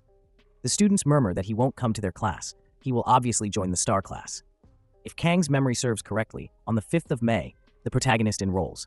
And he is this world's main character, Leon van Reinhardt, and the 700-year-long peace will experience its first fracture. The main character's stunning and attractive appearance is essentially the entire premise, and in the game, every girl appears to fall head over heels for him. According to Kang, if this were an adult-rated game, all sorts of wild things would undoubtedly happen. Trying not to dwell on such thoughts, Kang attempts to replace them with wholesome, kind, and positive mental images. Even female characters who gravitate toward the protagonist, like Rachel Demura, niece of the Spear Saint, or Saki, daughter of the Bowmaster, and then Abel, the grandchild of the Sword Emperor, are all so elite and exceptional that Kang finds himself annoyed while watching them. Still, the protagonist Leon, central figure of Miracle Blessing M, is bound to be among the first to get drafted in 3 years. Kang grits his teeth, irritated, thinking even calling it a draft is sugarcoating it. In truth, it would be his second plunge into military duty since he had already served during his former life. The war in this world is known as compulsory enlightenment. Even Baylor, one of the mightiest, had only managed to seal the first Legion commander, so Kang finds himself wondering just how powerful is a true Demon King. The idea that the protagonist might actually lose sends shivers down his spine, because if that happened, chaos would follow. He stares at Leon until Leon suddenly looks back, snapping Kang out of his thoughts. Then Leon smiles, and Kang stands there, baffled, trying to process what just happened. He reminds himself that the game is Miracle Blessing, and the main character will undoubtedly manage things somehow. Honestly, Kang finds Leon's face oddly motivational, and before he realizes it, he's encouraged again. Just then, someone calls out his name, pulling him from his thoughts, and Kang turns to see who it is. Later that day, within the training ground of the renowned and elite academy, Kang remains behind, practicing by himself. After hours of effort, he groans in frustration. Unsurprisingly, surpassing physical limits doesn't awaken the blessing. Initially determined, he realizes he needs at least basic swordsmanship, since he can't even swing a blade properly without it. Then, suddenly, Chloe calls out, asking if she's done something wrong, noting how Kang seems to be avoiding her. But Kang panics when he sees her up close, nearly losing his composure entirely as his head almost says goodbye to his neck. Realizing he has to spend the whole academic year with her, he scrambles to find an excuse and ends up lying, claiming it's nothing serious. However, Chloe clearly doesn't believe him. He insists it's fine, repeating that he wants to keep things neutral and civil, explaining there's no reason to make unnecessary adversaries, especially powerful and dangerous ones like her. The girl smiles and sighs in relief, while on the other hand, Kang still can't figure out who she is or why she's so skilled at killing, because even while she was unconscious, he had been observing her closely and noticed something unsettling. Her sword seemed to be soaked in sorrow, almost as if the blade itself were begging to be saved. Yet, despite that melancholic aura, the killing intent radiating from the edge was so fierce it made his skin crawl. The sword whisper's intuition told him that the sword was clearly crafted for the singular purpose of taking lives, and that this girl might actually be more dangerous than the twin assassins he had previously faced. Then, in a light tone, she unexpectedly asked if it would be all right to invite him to dinner tonight. Kang paused, remembering how the last dinner had gone sideways, but she insisted that she truly wanted to treat him, and even if she wasn't great at cooking, she still wished to try. Kang couldn't give an immediate answer, but her shimmering eyes made it incredibly difficult to say no, even if a small part of him feared he might wake up in a fridge if he accepted. Then a bright idea struck him, and he called out to her, asking if instead of dinner, he could ask for a favor. She tilted her head in confusion, asking what he meant, and when he told her she was the only one he could request this from, her cheeks flushed pink as she asked nervously what it was. Kang laughed and told her that he wanted swordsmanship training. He needed someone to teach him the blade. Recalling all the effort he had made so far, Kang knew he desperately needed an instructor anyway, and this seemed like the perfect excuse. After all, she was insanely strong. Since that day, he even made it a habit to watch tutorials on surviving yandere types before bed, understanding that it might literally save his life someday, and honestly, those guides had been surprisingly informative. So their training officially began, and Chloe greeted him enthusiastically, practically glowing with excitement as she asked when he arrived, mentioning she had been waiting at the other gate. Kang replied that he had just shown up and asked when she got there. Her eyes sparkled as she told him she had arrived around 6:30. Kang blinked, confused, asking if they weren't supposed to meet at 8, but she only giggled in response. Then he noticed something. He stared at her long enough to make her self-conscious, causing her to twirl on the spot, asking if her outfit looked strange. Kang quickly responded no, but as he observed her more closely, he realized something he hadn't noticed before. Beneath her cute exterior and usual school uniform were solid, well-trained muscles. It suddenly made sense why she was so incredibly strong, yet despite that, she remained undeniably adorable. Smiling to himself while picking up the training gear, Kang figured this was a rare opportunity and encouraged her to take the lead. But as Chloe picked up the wooden practice stick, she looked at it curiously and asked, puzzled, if they weren't supposed to be using real swords for the lesson. Kang is flabbergasted, trying to convince himself that he must have misheard her, because who in their right mind trains with a real sword during a casual session? It's not like their lives are hanging in the balance, after all. He looks at her with a deadpan expression, calmly explaining that this is just a regular training session and nothing serious, so they should stick to wooden swords to avoid unnecessary injuries, asking her if he isn't right. Chloe starts laughing and seems to agree, but then a sudden grin spreads across her face, making him stiff with unease as she tells him sweetly that he's so nice. Without warning, she grips the wooden sword with both hands and slams it into the ground hard enough to make the air vibrate. Kang stares in awe, wondering just how terrifyingly strong she is, because a single casual swing from her has the power to shake the entire atmosphere. He realizes that it's best to err on the side of caution, so he quickly checks his blessing through his status window, ensuring everything is in order. The sword's length poses no problem, and his body is still developing at a steady pace, so physically, he's ready. Still, something feels off. He wonders if blessings normally behave this way. It's true that blessings evolve with experience, but the way this seems to be shifting is confusing. It even feels like the very terms of the blessing are subtly changing, something he doesn't remember happening before. He questions how much further he must develop before his blessing syncs with him properly. Meanwhile, Chloe waves her hand in front of his face, confused because to her, he's just been zoning out into empty space. She walks up, asking if something's wrong, and Kang apologizes, realizing he's the only one who can see his status window and probably looks insane just staring blankly like that. Regaining his composure, he nervously asks her to go easy on him for their first lesson, and she gives a sheepish nod. Holding the wooden sword in his trembling hands, Kang steadies himself, lifting the weapon with pride. It's finally time to begin. Chloe mirrors him, picking up her own sword, and the moment thickens with anticipation. In his past life, every lesson he learned came from raw experience, and to him, seeing was believing. To truly master any field, he believes that offering just a part of himself isn't enough. He must be ready to sacrifice everything.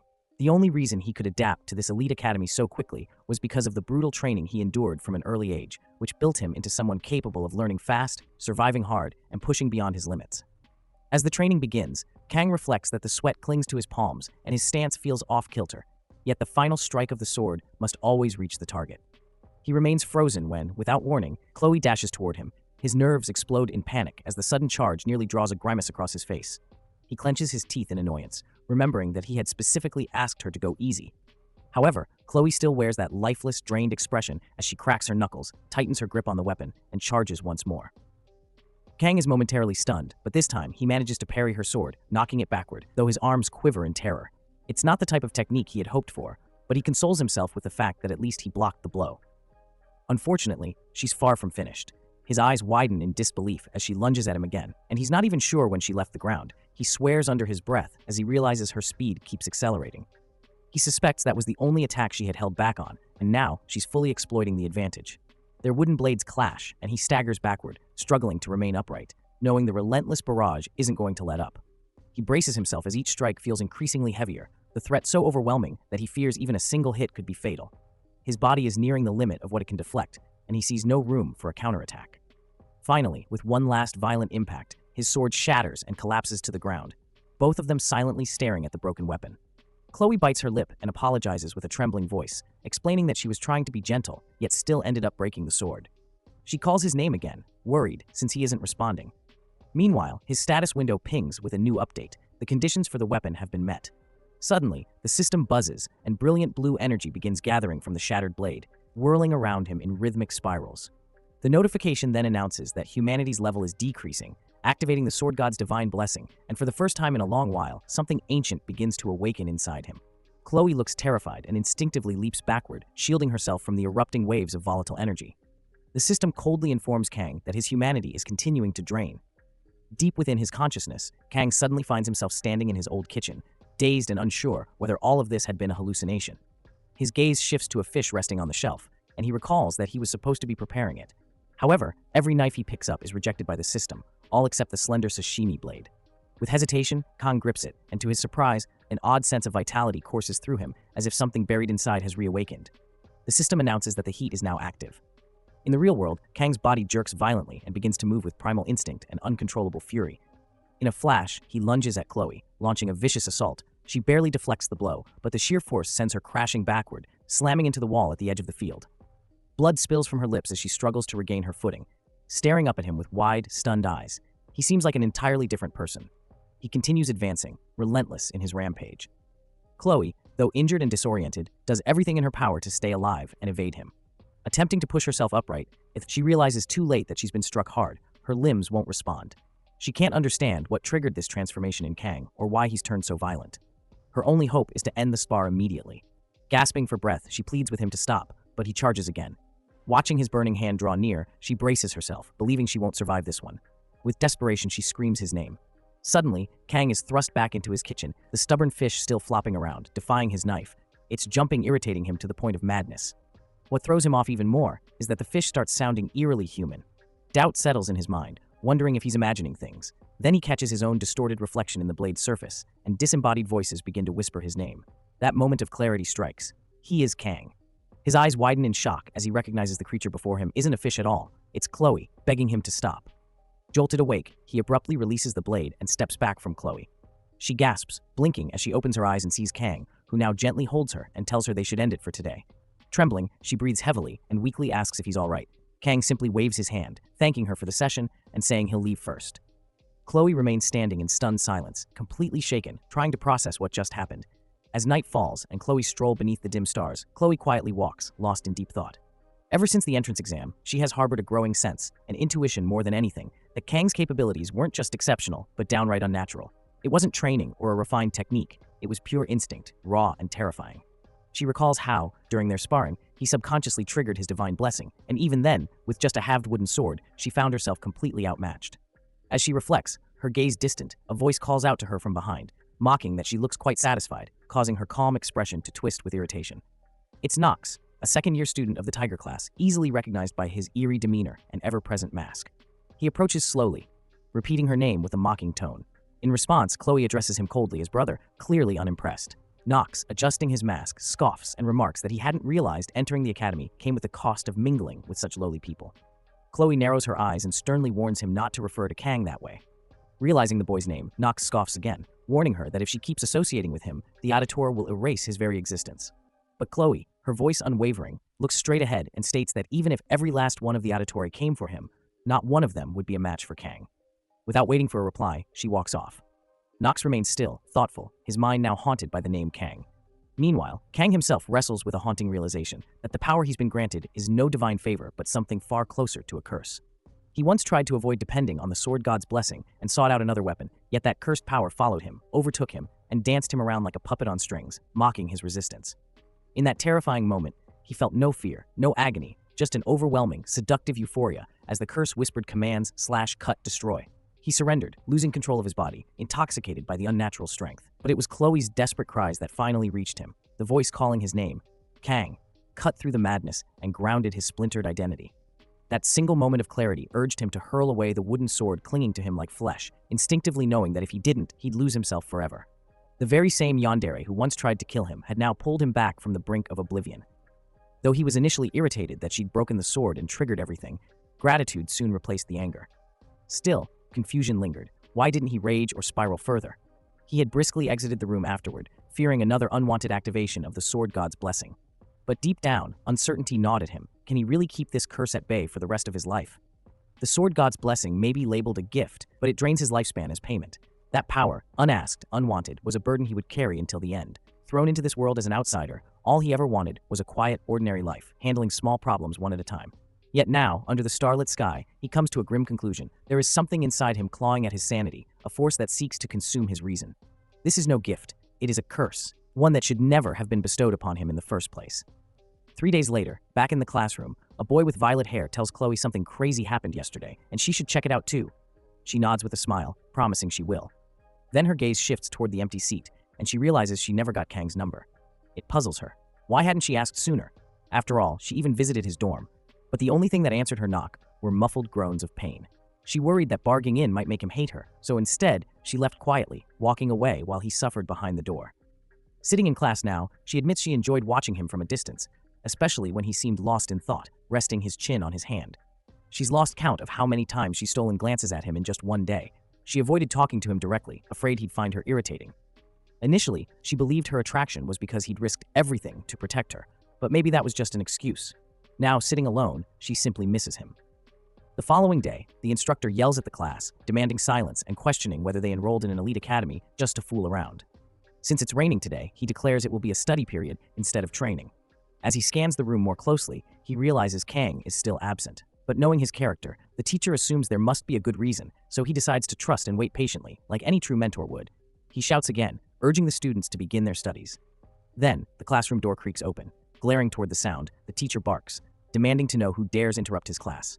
But as he spots the figure descending the stairs, his eyes widen. It's Kang. Even Chloe stands abruptly, stunned. Kang, calm and composed, apologizes for being late. The teacher, surprised, tells him not to worry and asks him to take a seat. The other students all turn their heads, whispering among themselves about the special student, some wondering aloud if he always looks that serious, and others even remarking that he's good-looking. After the lesson ends, the students file out, some complaining about being hungry and planning where to eat.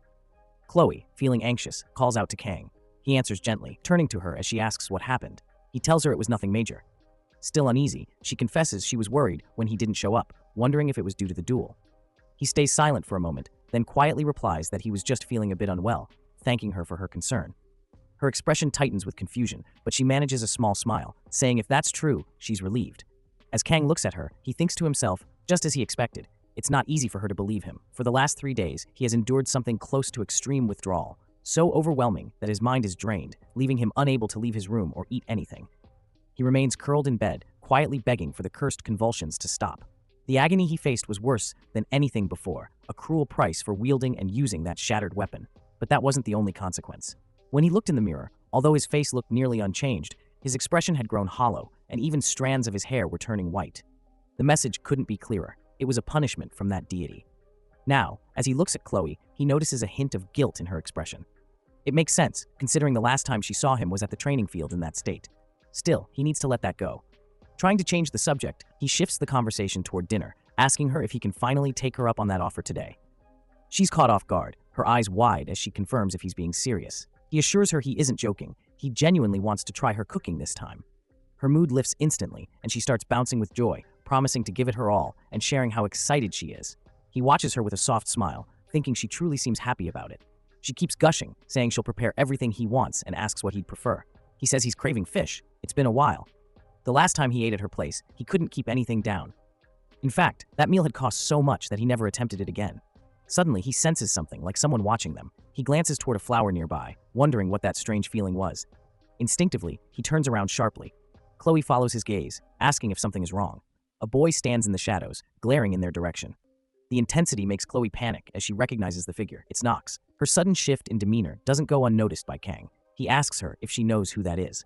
After a brief pause, walks up to Nox, telling him that if he's got something to say, he should just say it instead of lurking and staring. He also catches a strange glint in the guy's eyes. But before anything escalates, Chloe quickly steps in, standing beside Kang and urging him to ignore the stranger. She addresses the boy, calling him Oppa, and demands to know why he came after she specifically told him not to show up there. Kang gazes at her, gradually realizing that the man confronting them is Chloe's brother, while Chloe, still visibly upset, presses Nox with tense words, demanding to know why he's here. Kang detects a shift in her voice, noting that although it's edged with sharpness, there's an underlying tremor, a subtle but unmistakable waver in her tone that speaks of deeper unease. Nox's attention shifts to Kang, and he finally addresses him directly, remarking that he doesn't seem like much, then turning his scorn toward Chloe, asking if she truly intends to break Auditore's sacred codes for this man. His accusation sparks Chloe's fury as she yells back, saying Auditore or not, she has no ties left to that life.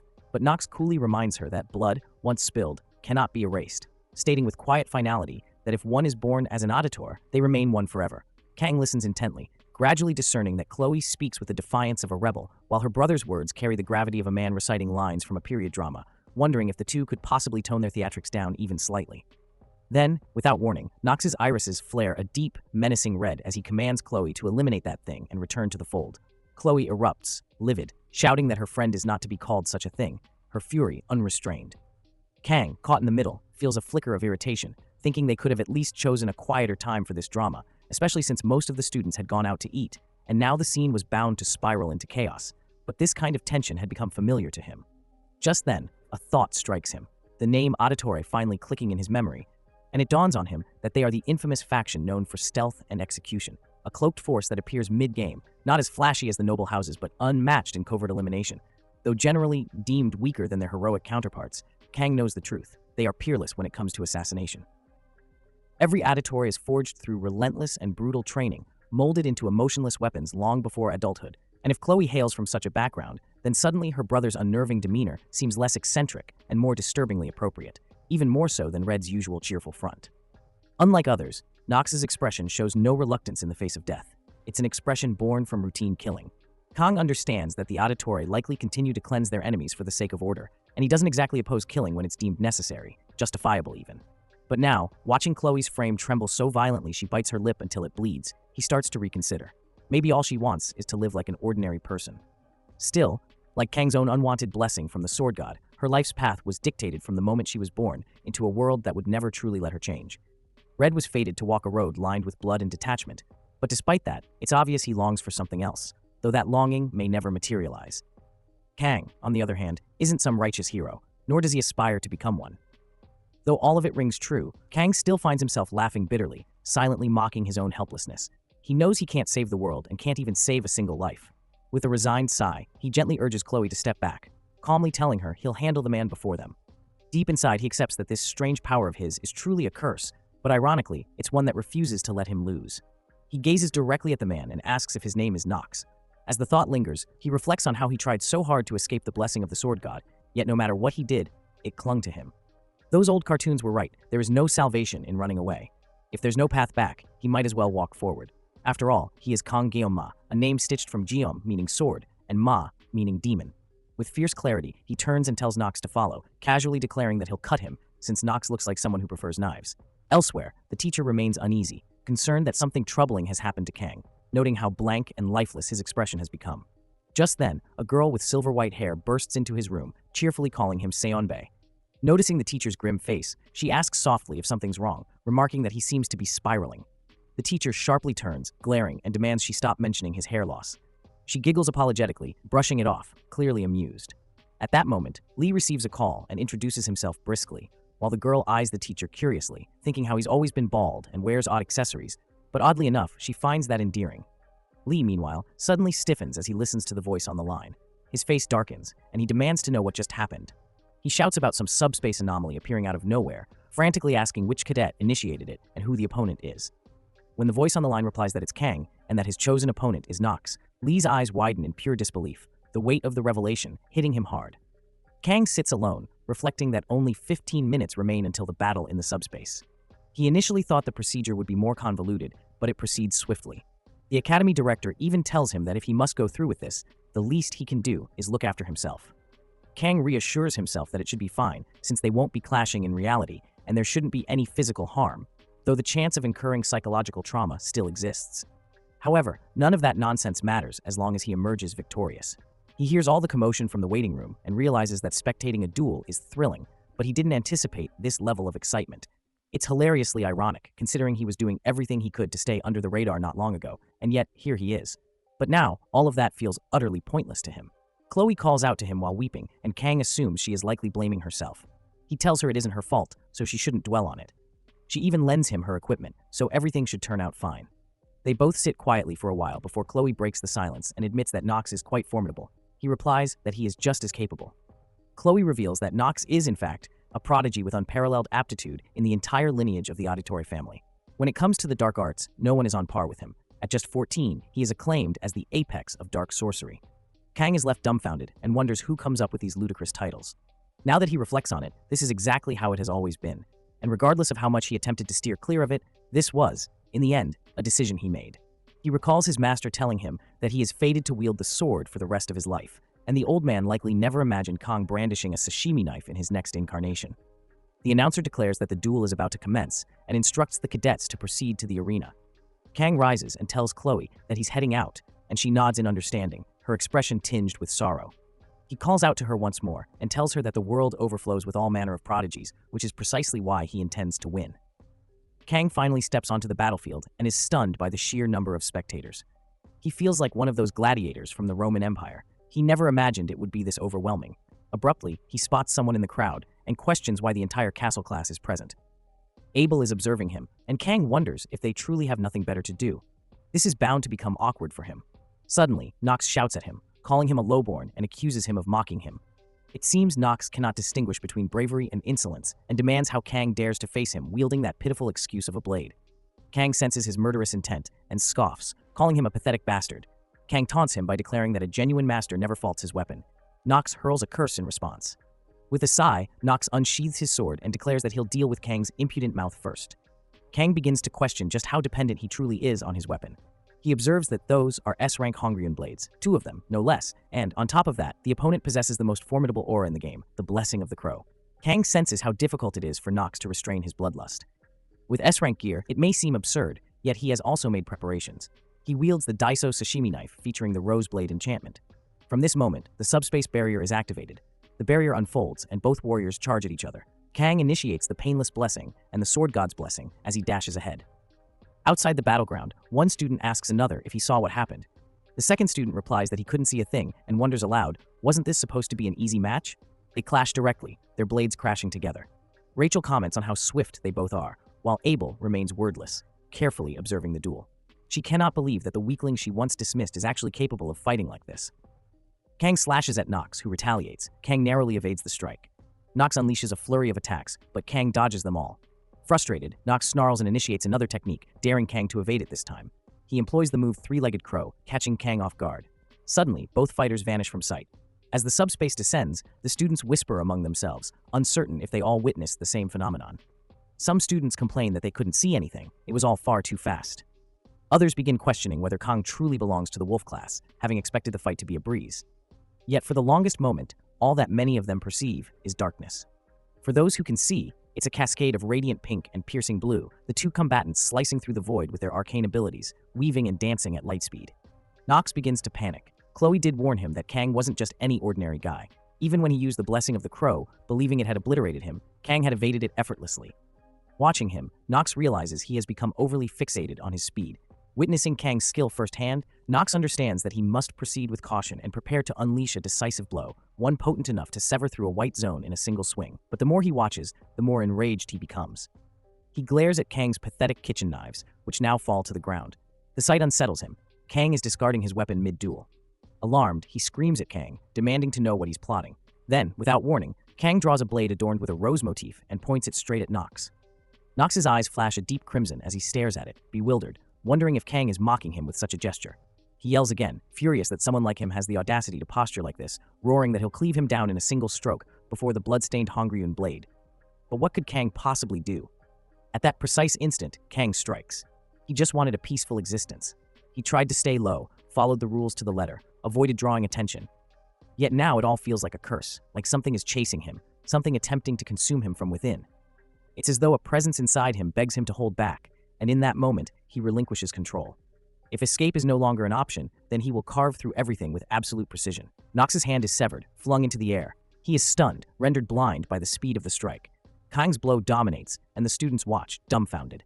Even Reinhardt is frozen, shocked by the elegance and brutality of the technique. Kang has made his decision. He will use everything at his disposal, be it a blessing or a curse. The time has come to bid farewell to the quiet life he once hoped to preserve. After the last slashing of the sword, the system announces that the subspace barrier has been turned off, and the stadium becomes covered with fog all over. The students are tense, exhaling, awaiting the circumstances, and as the fog settles down, Nox is seen bending on the floor with his blade in his hands, while Kang is putting his sword back into its cover. The blade shines with his blue energy, making the girl's eyes widen up. The system announces that the subspace duel has come to an end. Kang, staring at the audience, scratches his head, thinking if he should have expected this kind of reaction, but he guesses that there is no turning back now. He remembers that he did all of this with just a knife that was made for cutting fish, and it's something he has always felt, but cutting a person is ridiculously unpleasant. The only consolation he has right now is that both the Mao brothers and Nox were in the subspace when they fought, and staring back at the trembling body of Nox, he realizes that the specs of the subspace are pretty impressive. While Nox is sweating badly, his eyes red with just the realization of what he has just felt, Kang looks at him, thinking that he is just as strong as Chloe describes, and he has an incredible battle sense honed through experience. However, anyone would sense him through his killing intent. And just that skill is ultimately a blessing for Kang himself. The system further announces that the winner is the freshman from the Tiger class, and shows it on the screen with the time he takes. The students are shouting in shock, as it's unbelievable that a freshman took down a sophomore, while he stands there in silence, mentioning that companies can learn a thing or two from such shameless publicity. But he smiles, mentioning that there is nothing he can do about it now, because this is the path he has chosen for himself, and he will endure it with sheer will and grit. The next day, the students are discussing the duel they witnessed yesterday, and the only thing on their tongue is one and only Kang. From behind, Noel is silently listening to their conversation, focusing on the name, thinking that he is the guy who follows everywhere she goes, and he is the only person everyone is talking about. And yesterday was quite shocking, to say the least. Remembering the duel, she still cannot believe what she saw yesterday, because in that moment, the guy Kang, he had such remarkable swordsmanship. Whilst using only 2 kitchen knives, she is still shocked, thinking that she prided herself on her knowledge of swords because she is the granddaughter of the Swordmaster. But now, as she thinks about it, she realizes that she was hopelessly naive. To believe someone could be that strong with that kind of blade. All of these thoughts are making her mind feel completely screwed. But on the other hand, she is still curious about who the guy was that defeated her, and she wants to know who he really is so she can crush him the next time they meet. But suddenly, something strikes her mind, making her wonder if he is perhaps the top student from this year, because based on what happened, just the mere thought of it makes her whole body boil up in anger, and she bangs the table, thinking that what is most frustrating is that he is actually stronger than she is, and she wants to know what he was thinking about at that exact moment. Suddenly, she jumps, standing straight in anger, shouting out loud what he could have been thinking. Her friend, on the other hand, confused by her sudden reaction, asks her what is going on, but she smiles, telling her that it's nothing, and apologizes for the disturbance. Rachel again asks her if she is sure, because it looks like something is seriously bothering her, but Noel tells her that she hasn't been able to work out properly these days, so she feels a tad sluggish. But her face gives her away, as Rachel mentions that it looks like she is hiding something from her. Noelle, now irritated, asks her what she means, but Rachel is determined to find out what is really going on in her head. And suddenly, she asks her if she is hungry, but Noelle tells her she isn't, and then Rachel questions if she left her equipment at home, only to get a flat no in response, and she continues to question her, but all in vain. But the last question makes her so angry that she is jolted by it, as Rachel asks her if she is in this condition because of a boy. Rachel continues to laugh at her, looking at her awkward expression, mentioning that she didn't believe Noelle would ever be in something like this. Abel shouts at her, telling her that it really isn't what she thinks it is, and Rachel asks her to tell the real problem, still teasing her with the boy, even giving her the option to name who it is. She takes the name of Leon because she realizes that he has got a handsome face, but Abel tells her she is wrong. But for Rachel, it's too funny as she laughs, thinking it's strange that she is still apprehensive regarding Leon, further questioning her if it could be the special student from yesterday, even taking his name. Just by listening to his name, Abel's face turns red, and she turns her face in the opposite direction. Rachel grins, because she now knows he is the one, thinking that she is so good at figuring these things out. Suddenly, she grabs Abel's hand, tugging her outside and urging her to come along. And when Abel asks where they're going, she casually replies by questioning what she means, confidently stating that they're heading to the Tiger class. After a brief walk, the two arrive at the classroom, and without hesitation, Rachel calls for everyone's attention, her voice echoing through the room. The entire class turns, startled by the unexpected intrusion, their eyes locking onto the two girls in confusion, while Abel starts to fidget nervously, whispering for Rachel to leave. But Rachel, as bold as ever, leaps onto a desk and calls out for a black-haired guy, clearly searching for someone in particular. A student with striking blue hair steps forward, politely asking her to step down, reminding her that no matter her status, it's inappropriate to stand on someone else's desk. Rachel, unfazed, flashes him a playful smile and blinks, cheekily asking if he doesn't think she's cute, and with no way out, he awkwardly admits that she is indeed beautiful. Meanwhile, the other students watch in silent amazement, thinking to themselves how charming she is, while Abel clenches her fists in frustration, lightly banging her forehead in disbelief. At last, Rachel spots the person she was searching for, Kang, and her eyes momentarily drift to the girl beside him, who seems completely captivated by his looks, making Rachel wonder if she might be his girlfriend. But she just smirks to herself, thinking that even if that's the case, it doesn't matter. If anything, it makes things more fun. Stepping down gracefully, she mutters under her breath that this is going to be interesting. Without warning, she strides up to Kang and gently plants a kiss on his forehead, sending a chill through Chloe, whose cheerful expression instantly darkens. Rachel casually takes a seat on Kang's desk, watching as he slowly opens his eyes, blinking at her in bewilderment, asking if she just woke him up. Still smiling, she explains that she hadn't known who he was before the events of the previous day in the subspace, and Kang, still groggy, wonders what exactly brought her here. But before he can react, Rachel lifts her finger and points toward his nose, and his instincts immediately flare. Something about this feels off. At that moment, Chloe steps in, her hand gripping Rachel's wrist, her eyes flaring red with intensity as she demands to know who she is. Rachel notices the jealous glint in Chloe's eyes. She smirks, amused, and knocks the cutter from Chloe's hand. Kang observes the two girls, his instincts prickling with a vague sense of danger. He sees the cutter on the floor and then looks at Chloe's eyes. Her personality has completely flipped. He grits his teeth, frustrated. He wonders what would happen if a knife fight erupted in the classroom. This is a combination he never saw in the game. He doesn't know why it's happening now. From behind, Abel steps in. She shouts at Rachel, demanding to know what she is doing in their classroom. Rachel turns back. She asks the lady what the problem is with saying hello. Casually, she turns toward Chloe, who gets her attention by stumbling. She pats Chloe's head, telling her not to interrupt when adults are talking. She advises her not to play with sharp objects, saying they aren't safe, and asks if she's hurt. Chloe, looking psychopathic, continues to stare. Suddenly, she snaps, releasing her cutter and yelling for Rachel to die. Rachel glances sideways. A red fluid splashes, but the angle changes. It isn't blood. A guy grinds his teeth in frustration, looking at tomato juice spilled all over his table. The boy beside him explains he did it to get his attention. As the two boys argue, the scene shifts back. Rachel is holding Chloe's hand, making the blade fall. She smirks, telling the psychopath she was slow.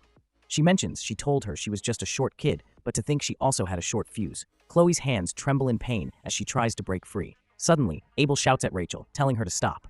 The lady looks confused before tossing Chloe aside. Kang looks around, assessing the situation. He now realizes there's an additional person, Abel. He hadn't even noticed her earlier. He'd been so frazzled. He glances up at the ladies and asks why they came looking for him. Rachel's smile widens. After a moment, she says it seems Abel is interested in him and wanted to see his face. Hearing her name, Abel freaks out, her face turning red. She shouts, demanding an explanation. When did she ever say that? Rachel turns to her, confused. She thought that was the reason they came. She mentions she thought Abel wanted to see him because she followed her. Abel panics. Students gather, whispering about the scene. Seeing this, Abel sighs. She says it looks like there's a misunderstanding. She forgot to declare that she wasn't the one who asked to come. Kang looks at her and wonders rudely why she isn't leaving yet. He presses a finger to his temple. He tells the girls if they have nothing to do, they should leave. The girls are flabbergasted. Rachel rushes to hold his shoulder. She shouts that he really is an interesting guy. She says she really likes interesting guys. Hearing this, Kang sighs in relief. He says he's happy to hear that, because he is far from interesting. The girl glares. She tells him not to say that. She then offers for him to join her in her dorm after class to watch Netflix. Hearing this, Chloe, standing in front, bursts out in anger. She shouts at the flirting lady to get the hell out, calling the boy hers. Rachel is confused. As far as she knew, the boy didn't belong to anyone. She bursts out laughing, mocking the lady. She asks Abel if she heard what this lady just said about Kang. The tired boy could only think about how much he missed his mom right then. But he can't ignore his name being shouted by Abel. He has no choice but to stand. He turns toward the boy, still making fun of the lady, and tells him they'll meet again. Frustrated by her behavior, the boy tells her not to come back. The lady, still proud, says he is so cold. After being dragged away by the other lady, she still waves goodbye, love-struck. Kang watches her. Frustrated, he decides he never wants to see her again. Suddenly, he lowers his head. He wonders if he's sleepy. No matter what, he's still sleepy. Before leaving, Abel turns and looks at his lowered head. She feels their alone presence, then turns and leaves the room. Outside, Rachel realizes his cold attitude is one thing, but from those hollow black eyes, she knew something was faintly there. It was the protagonist's gaze, so unsettling it felt like her throat was cut. She grins. The guy was not far beyond her expectations, but she just got chills. He's definitely a step above the all-style, no-substance students she's seen. She went to his class to tease, but she might have gained something unexpected. Her clan pulls no stops in betraying only the most outstanding warriors. She licks her lips, realizing he might be a precious resource. She stares at Abel, realizing it's natural that he caught the invincible Empress's eye. Suddenly, she swings back to her jolly mood and apologizes to Abel. Frustrated by her bad behavior, Abel says she isn't the one to apologize to yet. She should apologize to the Tiger class students for the ruckus. Rachel replies, it's not about that, it's about Kang. She adds that she is not going to yield. Abel is shocked, realizing Rachel might be more serious about Kang than she thought. The scene shifts to Nox in the hospital, recovering from his injuries. Anger courses through him as he contemplates killing Kang, having lived his entire life without defeat. As the genius of the Auditor family, Nox thinks about taking care of Kang at night. The mere thought of Kang fuels his rage, prompting him to rush toward his room. Nox intends to mobilize the entire Auditor family with the clan's authority. He believes he can deal with Kang easily. After handling Kang, he's confident Chloe will return to the Auditor family as well, given her potential is on par with, if not greater than, his own. Now is the time to strike, Nox thinks. He envisions the power of the House of Order, combined with the pinnacle of his Nightfall techniques. He is determined to show Kang what he is capable of. However, as Nox opens his door, he is stunned to see the young man already sitting there, casually eating an apple. Seeing Nox, the young man states he is finally here. The scene shifts to the classroom. A frustrated Chloe sits alone. She just saw Kang talking with other girls. Kang observes her expression. He senses Chloe seems upset. He recalls that Chloe was the one with the box cutter earlier. Meanwhile, Chloe is visibly angered. She wonders about Kang's relationship with those girls. She wonders if he might have feelings for any of them. Suddenly, Kang calls out to her. She is surprised. She brightens up with a sweet smile. She asks if he needs anything, noticing the cutter still in her hand. Kang thinks she should probably put it away first. Getting to the point, Kang asks Chloe how Nox is doing. Caught off guard, Chloe pauses. She then informs him that Nox is in the Academy's medical ward. Kang remarks that it is unusual for someone to get injured in the subspace. Chloe replies that she has not visited Nox yet. She does not know much. She mentions she heard Nox was admitted despite having no visible injuries. She assures Kang it should be fine. There is no need for him to worry. In his thoughts, Kang reflects. It is true he defeated Nox. However, he does not believe Nox is so weak as to be traumatized. He hopes Nox is not planning anything drastic. Kang then pats Chloe on the head. He asks if she can tell him where Nox's room is. He knows this is the best way to handle her Yandra tendencies. In the present, Nox is stunned to see Kang in his hospital room. Kang asks if he can eat the apple nearby. He is already halfway through it. He remarks on the wealth of the Auditor family. They provided such a spacious room for one person. Surprised, Nox asks how Kang got into the ward. He freezes when he sees Kang reaching for a knife. Nox wonders if Kang is there to finish what he started. To his surprise, Kang merely picks up the knife. He begins peeling the apple with impressive skill. Confused, Nox watches. Kang neatly slices the apple. He places it on the table for him. Before leaving, Kang casually advises Nox. If he has trouble digesting regular food, he should stick to eating fruit. Frustrated, Nox thinks he could take Kang down right here. He could catch him off guard. However, Kang calmly warns Nox. If he even thinks about revenge, he himself will eliminate the entire Auditor family. Shocked and frightened, Nox collapses to the ground. Outside, Kang reflects. Nox is now little more than a candle. It could be snuffed out at any moment. It seems his will has been completely shattered. Kang's bold intimidation worked well. The Auditor family is one of the world's most formidable assassin groups. Kang knows he could not take on an entire clan. He figures he could manage around 10 people in 30 seconds if necessary. He would rather avoid that scenario entirely. Looking up at the sky, Kang feels as though he is standing in the eye of a strange storm. He thinks he is slowly getting accustomed to life in this world. As long as Nox does not stir up more trouble, Kang no longer needs to worry about him. However, the young man has another issue to handle. The girl Kang most wants to avoid, Rachel. Kang has no intention of getting involved with her, as in the original game. Rachel approaches the main character first. She is later attacked by the main heroine. Disable. Kang thinks he needs to take things slowly. Midterms are approaching. He needs to be prepared. Checking his phone, Kang states he is going to take this seriously. A reward is a reward. This time it is Mirasim. It is a weapon he desperately needs to fight effectively for more than 30 seconds. Kang schedules the midterm date on his phone. This test involves subduing a demonic monster in groups of 5. The Academy places heavy emphasis on teamwork. Individual skill is important. Trust in comrades is even more crucial on the battlefield. Kang finds this setup annoying. He is fine with it if he finds the right teammates to carry him through. The monster is a D-rank demonic creature, the merman. It is a particularly foul-looking beast even in the game. Now, Kang is about to see this monster face to face. The young man has worked with fish all his life. He feels uneasy about encountering this creature in real life. Kang muses that if these monsters were mermaids, at least they would be easier on the eyes. Sitting on a bench, he recalls that mermaids are considered demonic humans. They are part of the demon forces. Demonic humans are far more dangerous than demonic monsters. Thankfully, students only deal with the merman. This spares them from facing demonic humans. Kang reflects that it has already been a month since he arrived. He finds the nights in this world surprisingly peaceful. Speaking of peace, it has been 700 years since humans and demons swore a truce. However, human history is not free from war. This world has also seen many conflicts. For example, Yasmin, commander of the 6th Legion, once claimed that he would revive the commander of the 1st Legion. He crossed the line of the armistice. After a week of battle, humanity emerged victorious. The 7 heroes were born. Although 3 heroes fell, neither faction wished to escalate the conflict further. Peace has continued to this day. Looking up at the sky, the young man reflects. So this is peace. The more Kang thinks, the more he wonders if Baylor Joaquin, who sealed the 1st Legion commander alone, was even human. Checking his phone calendar, Kang notes humanity has only 3 years left. The second human-demon war is coming. Even the Demon King will be a fighter. The young man realizes worrying will not change anything. He should focus on his midterms. He finds it irritating. He still needs to find teammates. He has no friends at all. Just then, Kang realizes he is now the most famous student at the academy. If he can use this to his advantage, will that not solve the problem?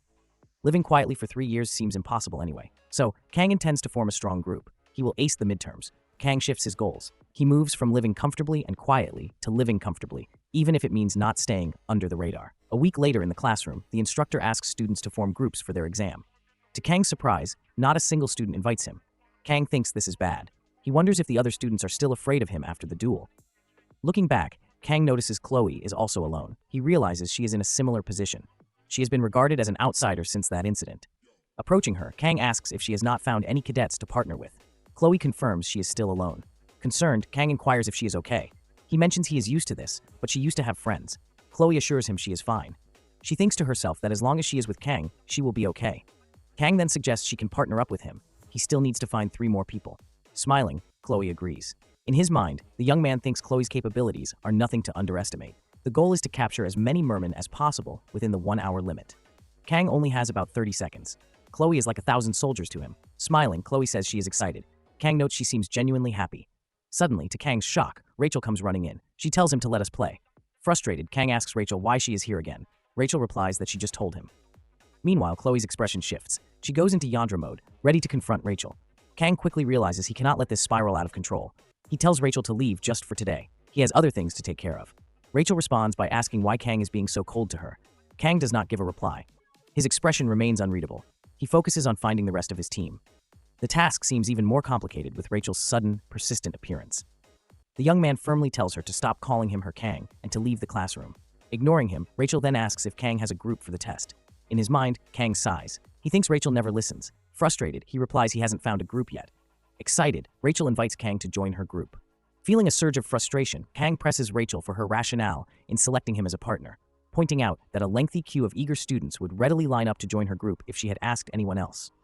Rachel elaborates in response, clarifying that she finds those other pupils uninteresting, whereas Kang, in contrast, strikes her as someone who would transform the examination into an entertaining endeavor.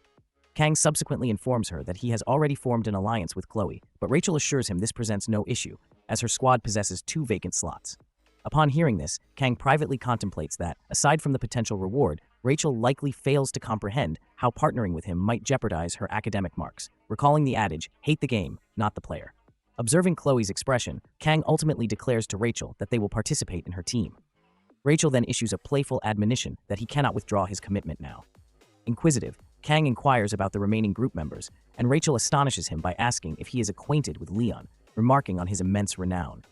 Kang is authentically staggered, pondering what past life transgressions he must have perpetrated to become ensnared with the game's primary heroines, struggling to comprehend the genesis of this predicament. Despite Kang occasionally attracting notice and intersecting with pivotal figures, such encounters typically lead nowhere substantial. However, Leon Van Reinhardt constitutes an entirely distinct matter, being the central character of the game. The youth apprehends that he possesses no foresight into future developments, yet it appears inevitable that Kang will somehow shoulder culpability. He even attempted to ascertain if Kang could alter groups, but Rachel had already registered his name on the application before initiating contact, eliminating any possibility for modification. Irritated by this reflection, Kang's annoyance intensifies. At that juncture, Chloe advances toward Kang, exhibiting her intense, nearly yandere demeanor, inquiring if something is amiss, having noticed his unsettled appearance since Rachel's departure. Startled by her attention, Kang clarifies that he is merely somewhat daunted by the prospect of undertaking the exam alongside the prestigious Star Class cadets. Chloe reassures him with conviction, asserting that no individual within the Star Class surpasses Kang in strength. Expressing gratitude, Kang silently acknowledges he was the one who originally solicited Chloe's partnership. He cannot in good faith depart without her involvement. Furthermore, as he ruminates, the young man discerns that he could not desire superior companions for the test. Opting for an optimistic outlook, Kang queries Chloe regarding the time and venue of the group assembly, to which she replies that Rachel indicated a meeting at the cafe within the main edifice at 6 o'clock. Acknowledging the hour, Kang proposes they proceed there, and Chloe concurs joyfully. The setting transitions to the cafe, where Chloe delightedly savors her smoothie, while Kang is astounded to learn its exorbitant price of 50,000 won. He internally notes that the sole beverage under 10,000 won was basic coffee, which the youth ordered, only to find its flavor appalling. Since this establishment is operated by an external enterprise, faculty payment cards are ineffective, prompting Kang to resolve that he will not frequent it often. Moments later, Rachel appears with the remainder of the team, offering an apology for her tardiness. Kang identifies Leon but not the other attendees. Leon approaches, extending his hand and cordially stating his pleasure in meeting Kang. The youth reciprocates the handshake and presents himself. Leon conveys that he was captivated by Kang's display in the subspace several days prior and feels reassured by his inclusion in the examination unit. Kang, affected by Leon's commanding aura, realizes that Leon is identical to the central character he controlled in his former existence. As they settle, Leon proposes commencing with introductions, a suggestion Rachel endorses cheerfully. Leon presents himself first, declaring his role as group leader and his status as a star-class scholar, adding that he inadvertently assumed leadership and, despite his deficiencies, anticipates collaborating with everyone, an attitude Kang respects. Rachel then mentions that since all are already familiar with her, she will defer introductions to Baton, seated adjacent. Baton announces himself as a star-class pupil and a specialist in velocity-based armaments, claiming that he admires heroic figures, a statement that perplexes Kang. Chloe subsequently introduces herself, stating her affiliation with the Wolf class and her presence due to Kang's influence. Hearing this, Rachel begins to smile, provoking Chloe's vexation, but she composes herself, expresses gratitude for the invitation, and articulates her pleasure in meeting the assembly, her articulate delivery impressing all present. Ultimately, the youth introduces himself, noting his shared class with Chloe. Following the presentations, Leon recommends initiating the briefing. As Leon commences, Kang is taken aback by the exhaustive detail. Leon expounds that during the midday meal, their class instructor will disseminate documents to team leaders containing a cartographic depiction of their assessment locale, Scopuli Island. He further clarifies they will be translocated to the island via a subspace portal, though solely the gateway itself is subspace. The island is tangible, implying students can sustain authentic injuries from the demonic entities there. Progressing with the exposition, Leon displays their designated sector on the northeastern shoreline where 3 cohorts, including theirs, will pursue the mermen inhabiting the island, albeit with a restricted quantity available. The evaluation's aim is to cull as many mermen as the quota permits. The assembly listens intently to Leon, and upon concluding his synopsis, he solicits inquiries. Baton voices apprehension, observing that Scopuli Island is notorious for mermaid manifestations, which could pose hazards. Leon consoles him, affirming the instructors have exhaustively scrutinized the region beforehand to guarantee pupil security. Chloe then questions whether factions within the identical zone are permitted to assail or combat one another. Leon responds that the goal is strictly the eradication of demonic creatures, and intergroup clashes would probably result in disqualification, then confirms if this addresses Chloe's query, to which she nods. Simultaneously, the youth muses that, regrettably for Leon, their team genuinely incorporates an assassin. Leon terminates the gathering, reminding his comrades to ready themselves for the midterms and to reconvene the subsequent day for a tactical session. As the others exit, only Leon and the youth remain.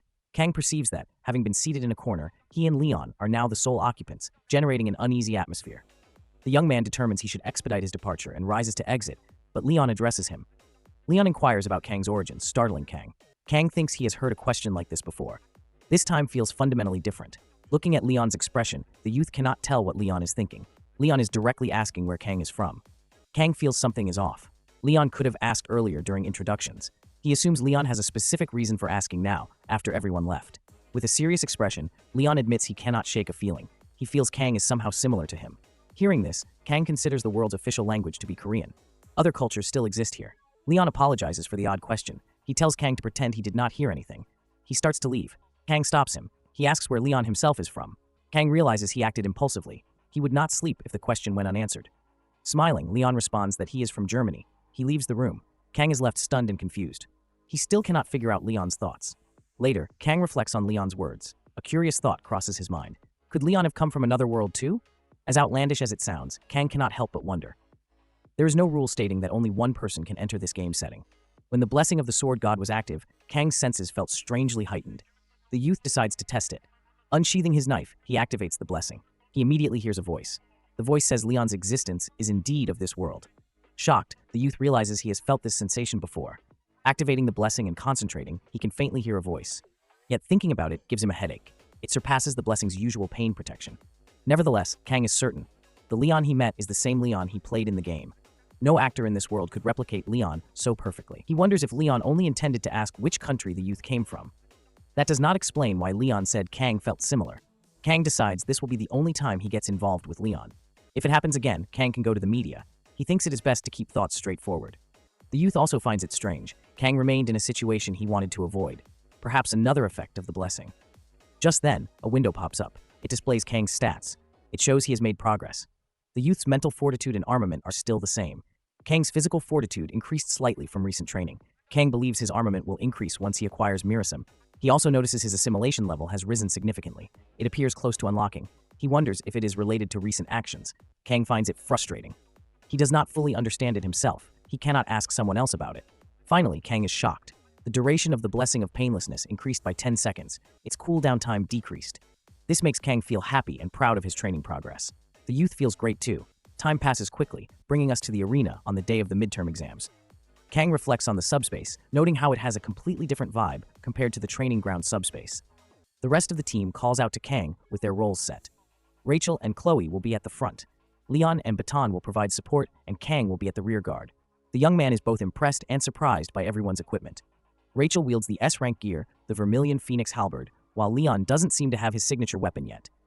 Kang is puzzled to see that Baton's gear is a recorder, and Baton becomes frustrated when he catches Kang staring. Rachel explains to Kang that Baton's gear is actually one of the few S-rank pieces specialized in healing. Kang is surprised to hear this. After all, a healing S-rank armament is incredibly rare, with only a 1 in a million chance of winning it in the game. Its appearance also contributes to its specs, and Kang steps closer to Baton for a better look. Flustered, the Baton tells Kang not to come any closer. Then the announcer declares that the first-year midterms will now commence. Instructor Lee adds that judging by the students' expressions, everyone seems prepared. Lee tells them he'll keep it brief, since they should already be familiar with the rules. If a student encounters something they cannot handle, they should retreat. He reminds them not to forget that they're still cadets, not yet heroes, and they don't need to take unnecessary risks. Leon also mentions that if any student becomes injured or wishes to surrender at any time, they should contact the supervising instructor. Leon then turns to his team, saying that it's almost time and that they should start preparing. He encourages them not to be nervous and to give their best effort. The young man thinks that it's finally beginning. Just then, Chloe approaches Kang and he asks her if something is wrong. Chloe asks Kang if it's strange that she feels anxious now, mentioning that she remembered mermaids can appear on Scopely Island. The young man reassures her, saying that the instructor confirmed everything has been thoroughly checked beforehand, so there's no need to worry. Chloe nods and replies that she understands. In his mind, Kang recalls that back in stories, mermaid sightings on Scopely were frequent and often caused significant damage. Although humanity has a truce with demonic beings, and they are rarely seen outside dungeons, the persistence of these rumors suggests that the conditions for mermaid appearances are still not fully understood. At that moment, Instructor Lee instructs the students to get ready to enter the subspace. Kang pats Chloe's head, telling her not to worry. In her mind, Chloe feels reassured, thinking she has nothing to fear with Kang by her side. As they enter the subspace, Chloe looks around in confusion. Kang calls to her, reminding her to stay focused. Meanwhile, Leon realizes he's unable to contact the supervising instructor, and he and his team members find themselves in a cave with no connection. They have no idea what just happened.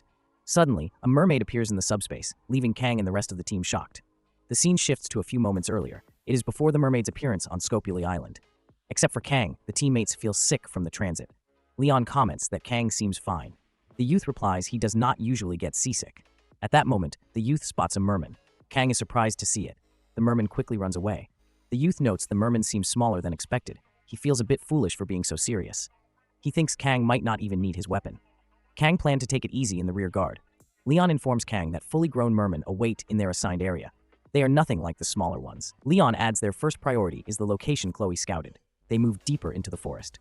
Leon warns everyone to stay alert. Suddenly, Chloe appears. She returns from her scouting mission. Leaping from tree to tree, she lands right in front of the youth. Kang is startled by her sudden entrance. He asks if she climbed trees on her way back. Chloe confirms it. She explains it was the best way to avoid notice. Leon asks Chloe about the situation ahead. Chloe reports approximately 500 meters ahead there is a cave. The group moves forward. They spot the cave. Leon senses and estimates about 50 to 60 mermen inside.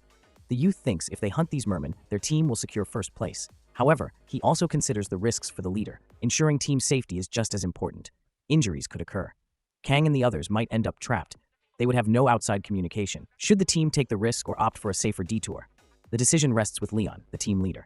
The scene shifts to a few days earlier. Leon is briefing the team. He tells Chloe he will rely on her to scout the area. He adds Baton will handle the healing with his blessing. Hearing this, the youth remarks he still finds it interesting Baton is a healer. Frustrated, Baton snaps at Kang to stop talking nonsense. Leon then assigns Kang to guard the rear against any threats. The youth reflects he seems to have gotten the easiest job. Leon further explains he will lead from the center.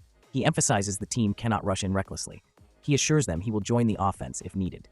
At that moment, Rachel asks Leon about her role. Leon confidently replies she will face the merman head-on. She will take down as many as she can. Leon expresses his trust in Rachel's abilities. He believes she is more than capable. Returning to the present, Kang observes Leon's expression. He realizes Leon has made his decision. Leon calls for Rachel. Responding immediately, Rachel hurls her spear at the cave. It has incredible strength and speed. It takes down several mermen in a single strike. Without hesitation, she charges into the cave. She retrieves her spear and continues to take down mermen. Meanwhile, Baton uses his spell to heal Rachel and restore her stamina. All the remaining mermen rush toward her at once. Rachel remains undeterred. With a smile, she effortlessly takes down approximately 25 mermen on her own. She marvels at her own blessing. She thinks about how incredible it is. On the other hand, Kang and the others are astonished by Rachel's display of strength. Seeing this, Chloe unsheathes her sword. She is ready to join the fray. Aura begins to emanate from her sword as she activates her blessing. In an instant, with a single strike, Chloe takes down several mermen. The remaining mermen attempt to retaliate. She easily dispatches them as well. Meanwhile, on one side of the cave, Rachel relentlessly takes down mermen. Chloe does the same on the opposite side. As the two approach each other, Kang and Leon grow concerned. They fear neither will stop in time. They might collide. Just as Rachel and Chloe draw closer, a huge merman appears and attacks. However, the two of them use their blessings in unison. They swiftly take down the large merman. Afterward, Rachel comments Chloe seems a little faster than before. Chloe, with a serious expression, retorts she was the one who took down the merman. With that, Rachel and Chloe move to opposite sides once again. The youth feels relieved. The situation was resolved without issues. Leon, having taken down a few mermen himself, remarks to Kang that it seemed like Kang was worried about those two. He replies that his worry proved needless. Leon and his unit successfully eliminate all 60 mermen. Leon then advises him to place greater faith in his comrades. With the matter resolved, Leon proposes they advance. Observing him, he contemplates Leon's resolute nature and command, recognizing these traits constitute the sturdy foundation of the team. He apprehends that Leon is genuinely indispensable, and his existence here feels unquestionably authentic. As he muses whether Leon might informally inquire about his origins, a sudden assault strikes Leon from behind, startling the entire group. Astonished, the team pivots to see the assailant is a demonic mermaid. Rachel, dumbfounded, questions the mermaid's presence. Equally unsettled, he recalls his earlier thought that events were proceeding too effortlessly. Confronted with this critical circumstance, he must determine whether the team should escape or confront the threat. He understands that attempting to flee with an injured Leon could lead to the entire squad's defeat. Rachel urgently instructs him to attempt contacting the instructor regarding the mermaid. However, he realizes that with all external communication severed, alerting the teachers might only amplify their alarm. He states that he appears to be the sole individual retaining clarity of mind. Assuming command, he directs the baton to concentrate his restorative blessing on Leon. He then orders Chloe to exit the cavern, notify adjacent cadets to evacuate, and summon the instructors. However, Chloe insists she desires to remain and assist him. He firmly clarifies that escaping with Leon will be challenging, so Chloe must hasten and act before the mermen initiate another offensive. Reluctantly, Chloe concurs, stating she comprehends, and dashes toward the cave's exit. After Chloe departs, Rachel questions him about their subsequent actions and whether he possesses a strategy. Baton and Rachel, noticing Chloe's absence, interrogate him concerning his reason for dispatching her. He steps forward and calmly instructs Rachel and Baton to manage the lesser merman. Surprised, Baton inquires what he intends to perform. He shuts his eyes, reflecting internally that he has perpetually disliked managing minor adversaries, as they demand no genuine expertise. With a grin on his face, he unsheathes his blade, proclaiming that handling the big fish is his specialty. He considers the central figure to have fallen to a mere ordinary assault. This underscores the pronounced disparity between humans and demons. He knows he cannot claim triumph, even with the divine sword blessing. In the original game, subduing a magic-wielding demon without a full party was virtually impossible. Now he faces an adversary needing a large-scale raid. He apprehends there is no retreat. Chloe requires about 10 minutes to return. He deduces there is only one alternative. He must vanquish the boss mermaid in merely 40 seconds. As he activates the divine sword blessing, he smiles. It has been a long time since he exerted his full capacity. Meanwhile, Rachel persists in eliminating mermen. Multiple mermen assault her simultaneously. She parries their strikes with her spear. She repels them and dispatches them with a singular potent blow. Her wariness begins to manifest. Baton notices Rachel's exhaustion. He wishes he could aid her. Healing Leon already strains his limits. Leon's injury is grave and mending gradually. It is recovering nonetheless. Baton recollects his formidable strength from their subspace confrontation. He struggles to believe he is confronting the demonic mermaid solo. Merely observing the conflict fills Baton with dread. Although belated, Baton ponders if he should attempt to halt him. Meanwhile, the demonic mermaid launches a strike. He nimbly evades the assault and charges ahead. He scrutinizes the situation. The mermaid seems to be a demonoid specializing in long-range magical attacks with aquatic attributes. He lacks magical knowledge. He thinks that a mermaid is merely a fish at the end. He vaults into the air, narrowing the gap. As he strikes, the mermaid succeeds in dodging. It speeds directly toward Baton. Baton is stunned as he witnesses the mermaid charging. At the final instant, he intervenes, hitting the mermaid with his knife. The attack connects, but the strike is too superficial. It inflicts no genuine harm. Without delay, he charges forward again. The mermaid plunges into the adjacent pond, vanishing below the surface. Irritated, he thinks this demon is authentically a mermaid. Predicting its maneuvers is no simple undertaking. He observes the mermaid intentionally targeting the wounded. Regardless, he resolves to safeguard his team. He turns to Baton and asks if he is unharmed. Baton, both relieved and surprised, responds that he is fine. Before departing, he tells Baton he depends on him to care for Leon. He labels him a hero. Baton is taken aback, watching him confront the mermaid alone. Hearing him call him a hero evokes a memory. Baton recalls telling him that justice and valor sacrificed for others characterize a hero. So does the capacity to transform despair into hope. Yet despite enrolling in the world's premier hero training institution, Baton has not encountered anyone embodying these qualities, not even among the elite dragon class. Baton reflects that this is why he joined this group with Rachel. He was convinced he would discover the hero he sought in Leon. Hearing this, he smiles to himself. He thinks Baton might be correct. With a smile, Baton informs him he is far from being a hero in his view. He retorts that even if he were one, he would reject the title. Returning to the present, Baton watches as he faces the demonic mermaid alone. Despite the probabilities, Baton begins to believe he might genuinely possess a chance. The demonic mermaid then unleashes a technique. It conjures multiple mana fish to assail him. He dodges them initially. He is caught unprepared when the mana fish start to pursue him. He rapidly carves a path employing his knives. He manages to evade the mana fish. However, the persistent mana fish continue their chase. He, undaunted, utilizes his full velocity. He dashes around the demonic mermaid to outmaneuver her. Detecting an opening, the mermaid abruptly redirects her focus. She charges straight toward Baton. Rachel shouts, cautioning Baton to be careful. Just as the mermaid is about to strike, he intervenes. He lands a blow on the mermaid. However, the strike is shallow once more. It fails to cause substantial damage. He steels himself. Realizing these superficial strikes will be insufficient, it is seen that the mermaid has sustained some injury. The mermaid attempts to strike at him using her mana. Her attack instead impacts the cave wall. It creates an enormous cavity. The repercussion diverts the mermaid. She loses command of her mana fish. Consequently, the mana fish strike her directly. She goes sprawling beneath the cave's wreckage. At that moment, the focus shifts.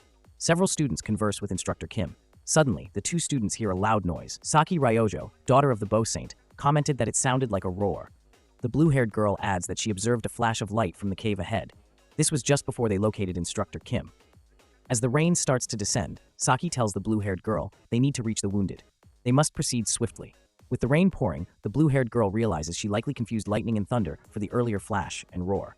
She replies with confidence, naturally. Saki insists they need to return to the academy soon. The scene transitions back to the cave.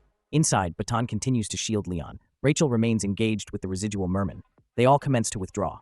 Rachel is surprised by the abrupt change. He thinks he could not have delivered a lethal blow earlier. He was considerate of Leon. He recollects the mermaid being crushed under the debris when the cave collapsed. He believes the mermaid is probably not dead. Just as he expected, the demon mermaid emerges from the rubble. Seeing this, he thinks he knew that a demon mermaid wouldn't die from something like that. Filled with rage, the mermaid charges toward him. Standing firm, he calmly removes his coat, positioning himself right in front of the advancing mermaid. He tells Rachel that since the mermen have been more or less dealt with, he is leaving Baton and Leon in her care. Rachel nods and replies that she understands. On the other hand, Baton is in disbelief, struggling to comprehend that he is actually facing the demon mermaid head-on. Baton reflects that he once thought he was just a madman, but now he wonders if he is witnessing the birth of a legend. Smiling, he thinks to himself that now, finally, he can focus. With 10 seconds to spare, he resolves to make up for lost time. As the mermaid closes in, he releases his maximum power, charging forward with the intent to destroy everything in his path. The scene shifts to Chloe running fast. She appears exhausted but refuses to stop. She pushes herself forward with unwavering determination. Using her blessing, Chloe overcomes obstacles in her path. After relying on her blessing for an extended period, she begins to feel intense pain in her legs. Exhaustion sets in. Her power is nearly depleted. Yet Chloe remains resolutely determined. She wants to provide even the slightest help. Despite the growing pain, Chloe continues running. She recalls how he instructed her to contact the instructors. She thinks of him. She considers him the strongest person she has ever met, yet he always found fighting burdensome. He unsheathed his blade only when absolutely necessary. Chloe admired his choices. She believed he always made the best decisions. However, the mermaid is an immensely powerful demon. Chloe feels a surge of frustration. If only she had been stronger, she could have helped him. At that moment, a sudden explosion echoes from the cave. Chloe freezes, shocked at what she sees. Still, she keeps running. She is desperately searching for help. She hopes that when she finds someone, he will still be alive. Suddenly, her blessing wears off. She nearly stumbles but manages to regain her balance. She tells herself she cannot fall here. She forces herself to keep moving. Chloe's urgency grows. She realizes she needs to find someone quickly. She begins shouting. She asks if anyone is there and pleads for help. Suddenly, Chloe senses something ahead. Her senses are dulled from exhaustion. She strains to identify it. She suspects it might be merman. Frustrated but resolute, Chloe steadies herself. She prepares to strike. Just as she is about to attack, she sees it. It isn't merman. It is Abel with her team. Relief floods her as she passes Abel. She thinks, finally a person, but Chloe is too exhausted. She collapses to the ground, completely drained. Abel is startled to see her in such a state. She listens as her team speculates about a possible ambush. However, Abel silences them. She recognizes Chloe immediately. With great effort, Chloe manages to say, "Please help Kang." Then she collapses unconscious in front of Abel. The scene shifts to the cave. Baton reflects, wondering if there will ever be another day as astonishing as this. Watching him, Baton thinks he resembles an extraordinarily skilled swordsman. He isn't merely fighting the mermaid demon. He is completely overwhelmed by it. Baton is certain the scene will be etched into his memory for life. Unlike the swift movements from the subspace duel, he now relies on precise, calculated, and lightning-fast techniques. With unmatched skill, he deflects the mermaid's strikes. He closes the distance and delivers a decisive blow. A clean hit lands on the mermaid. Both Baton and Rachel are utterly stunned. Baton thinks even Rachel, successor of the Spear clan, has likely never witnessed anything of this caliber. For the first time, Baton feels the mermaid might actually be defeated. However, Rachel suddenly shouts a warning. She tells Baton to be careful. Acting swiftly, she pushes Baton aside. Together, they narrowly evade the mermaid's retaliatory strike. Rachel tells Baton to stay alert. She snaps, asking if he wants to die here. The mermaid's strike causes a massive hole in the cave wall. Seeing this, Baton realizes he momentarily forgot the danger. He was mesmerized by how surreal the scene was. Their opponent is a demonoid capable of wielding powerful magic. Baton reflecting a blade against magic is already a poor matchup. What if the mermaid uses a spell that cannot be countered? Meanwhile, he stands firm, facing the mermaid after dodging her last strike. Angered, the mermaid begins casting her special spell. She gathers mana into her hands. She unleashes a barrage of mana bullets. She aims them at him from all directions to prevent dodging. Reacting swiftly, he rushes in another direction. The bullets continue to pursue him relentlessly. With no other choice, he deflects the incoming projectiles using his knife. During this exchange, he notices his blade is coated in poison. Seizing the opportunity, he employs a precise technique. He strikes the mermaid with the poison knife, catching her off guard. Wasting no time, he closes the distance. He goes for the final decisive blow. The mermaid summons Merm to block his strike, shocking him. Seizing the opening, the mermaid gathers mana. She prepares to unleash a powerful attack on him. Alarmed, Baton and Rachel shout, urging him to move away. However, caught off guard, he realizes he cannot evade the incoming strike. Just as the mermaid's attack is about to land, he fully channels the blessing of the sword god. One of his eyes turns black, signaling the awakening of his newfound power. In an instant, he finds himself standing in a serene pond under a clear sky. He is confused about where he is. Suddenly, a bright light approaches him, accompanied by a voice. The voice asks him a question. Did he slice? He, surprised but resolute, replies he did. At that moment, he fully masters the blessing of the sword god. Empowered by this realization, he grabs his knife. With a single decisive strike, he takes down the mermaid. He severs the magic of the demonoid entirely. Kang is seen standing victorious against the mermaid. Baton and Rachel are stunned. They witness a freshman single-handedly defeat a demonoid. Shortly after, he is injured from the battle. He collapses to the ground. Seeing this, Rachel rushes over to check on him. Meanwhile, Baton feels relieved. He knows Leon is unharmed. At that moment, Baton senses movement near the cave entrance. Initially, he worries the merman who fled might have returned. He is relieved to see it's Abel and her team. Abel and her team are shocked. They find a mermaid's remains. They wonder what transpired there. Abel grows visibly frustrated. She sees Rachel embracing him. She questions why Rachel is so close to him. Her gaze shifts to Leon. She thinks the team looks as though they've been to the brink of death. Yet the leader appears unscathed.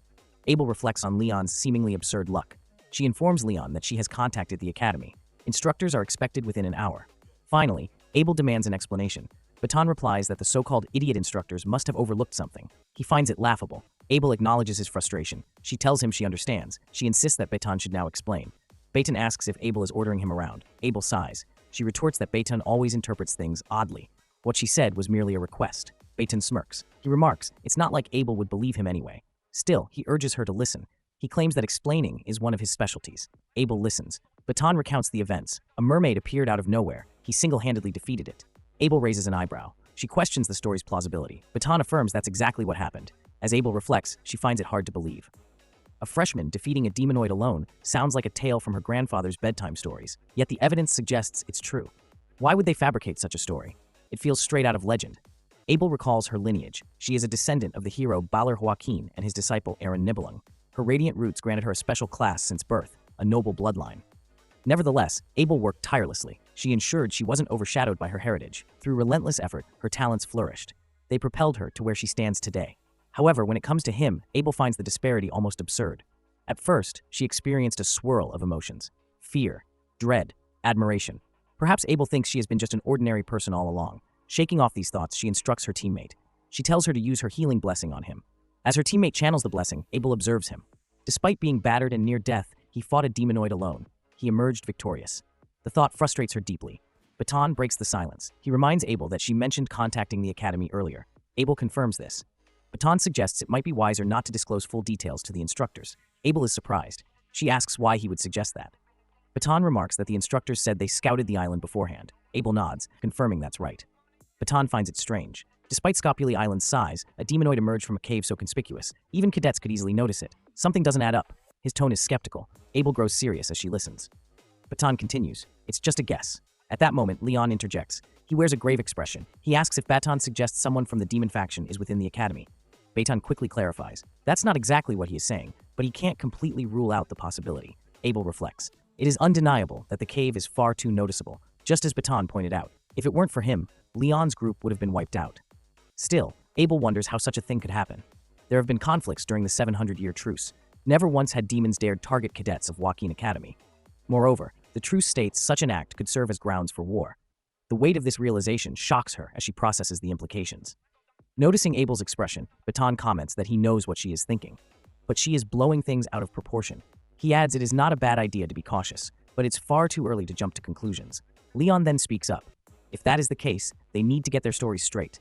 If there really is a spy, he will undoubtedly become a target. They will hear he defeated a demonoid alone. Baton nods in agreement. That is true, but he does not think it right to keep this a secret, considering everything he has done for them.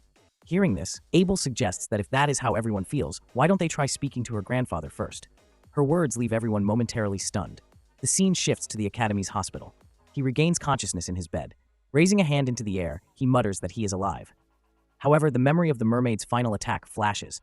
Before it died, the mermaid struck him with a magic sphere. It was an attack he had not been able to avoid, but he had seen it.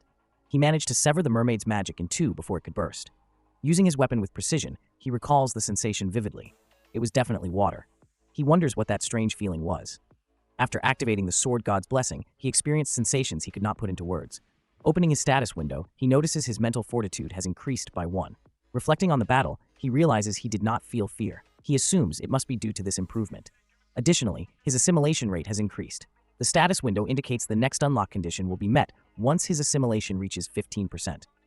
He ponders whether this skill was unlocked when he sliced through the mermaid's magic. At that moment, Medea bursts into the room. She hugs him tightly. She exclaims how worried she had been. She swears she will hold every instructor accountable. He struggles to breathe. He gently protests. He asks Medea to please not hug him so tightly.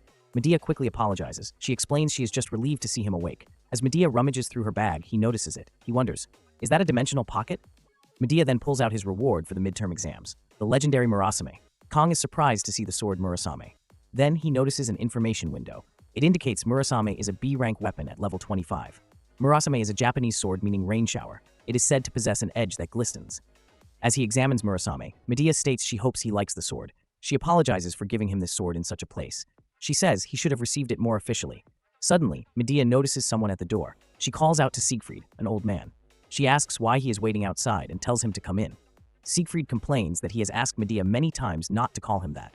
As he steps inside and stands in front of him, Medea continues to argue. Seeing their behavior, he thinks both are acting like children. He then inquires why the Sword Emperor Siegfried is here. Medea tells him Siegfried has heard everything from his teammates. On behalf of Joaquin Academy, Medea bows and apologizes from the bottom of her heart. She states the academy is to blame for the midterm incident. Because of this, he, his teammates, and all the other students nearly lost their lives. Medea swears on her honor as the director to uncover the truth. Siegfried tells him he saved the cadets. Hearing this, he replies he only did what he could. Medea explains that his actions were nothing short of remarkable. They need to keep this incident a secret until the full truth comes to light. She confesses her shame as the director. She admits the mastermind is within the academy. Medea apologizes again for placing this burden on him. He replies that it is okay. He understands. Hearing this, Medea smiles. She comments that he should act like a kid and throw a tantrum sometimes. In her mind, she thinks he is like an old man trapped in a teenage boy's body. The scene shifts outside. Medea and Siegfried walk through a corridor. Medea suddenly stops. She asks Siegfried if he remembers the day they first met.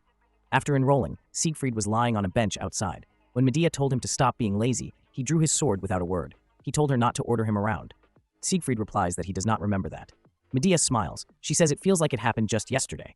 Yet she has already spent 60 years here. She finds it laughable. She has not even filled a tenth of Joaquin Academy's history. Back when both enrolled, the place was already ancient and full of history. Although there have been large and small incidents over the centuries, the Academy has nurtured and protected its cadets for 700 years. Suddenly, Medea becomes angry. She releases her aura, shattering the window in front of her. Siegfried is surprised. Medea recalls that before the midterms, she received reports. The instructors completed multiple preliminary surveys of Scopuli Island. Even if it was rare, the island was known as a place where mermaids might appear, so she took every precaution. Yet the tragedy still occurred. Siegfried tries to calm Medea down. Medea apologizes, saying she was lost in thought. Siegfried grows serious seeing Medea like this, but then Medea smiles happily. She mentions how amazing he is, having taken down the mermaid alone. Blushing, Medea asks Siegfried what he thinks of him. Siegfried remains silent, but in his mind, he ponders his natural-born talent. Siegfried has seen countless individuals hailed as chosen ones. Their brilliance fades. Families hungry for glory throw around the word genius carelessly. Siegfried himself forbade using that word even for his granddaughter Abel. But for him, whose talent is so unfathomable, the word genius might truly apply. Siegfried wonders how far he will go once he gains experience. Could he reach the heights Siegfried once dreamed of? As Siegfried walks past Medea, he tells her to stay put at the academy for now. Medea smiles and remarks that Siegfried said he would help her clean things up. Siegfried replies he does not remember such a promise. The scene shifts to the wolf class. Kang is sitting in class. He thinks about the incident with the demonoid mermaid. It is being kept secret under the headmaster's instructions. He finds it a bit awkward. Perhaps his classmates are carefree because he stopped the mermaid. After being discharged, the first thing he did was visit the school's forge. He went to reshape and enhance Murasame. In truth, the sword was just a metal rod to him. Considering the sword god's blessing, reforging it was a must. The blacksmith Volander tells him to retrieve his sword 1 week later. Since it is the 700th anniversary event, he will not charge him. He thinks he got lucky. He hopes the enhancement will be successful. Then Chloe comes in. She asks when he was discharged and how he is feeling. He replies that he is fine and asks about her condition. Chloe says she injured her leg, but thanks to emergency treatment from Batten, the doctor said she will walk without crutches in a week. Confidently, Chloe adds that she is also an auditor, so of course she is recovering quickly. Realizing she got too excited, Chloe apologizes. He is happy to see Chloe doing better. He asks if there has been anything unusual. Chloe replies that she heard the director and the elders have been at odds. He reflects on how even if he took down the mermaid alone, it was not solely his effort. Everyone played their part. Chloe's rescue call, Rachel's clearing of the merman, Baton's healing and blessings. He then wonders what Leon even did. Command. He doubts Leon will defeat the Demon King that way. Could it be that Leon did not do anything because he got injured first? At that moment, the instructor enters. He tells the students to stop what they are doing. He has a few announcements before the training assembly. Standing in front of the class, the instructor says this might be sudden, but for the time being, there will be someone co-instructing with Instructor Lee and the Wolf class. The students are surprised. They wonder who this new instructor might be. They are all shocked when they see it is the Sword Emperor Siegfried. As Siegfried stands in front of the classroom, the students wonder why the Sword Emperor would be their instructor. He, on the other hand, is shocked. He thinks, what is that old man doing here? The scene then shifts to an underground location. Someone is fighting a cloaked figure. The cloaked figure apologizes to a girl. She is revealed to be Saki Ryojo, the daughter of the Bowmaster. Saki Ryojo is enraged because of the cloaked figure's actions. They have angered the 5th unit commander.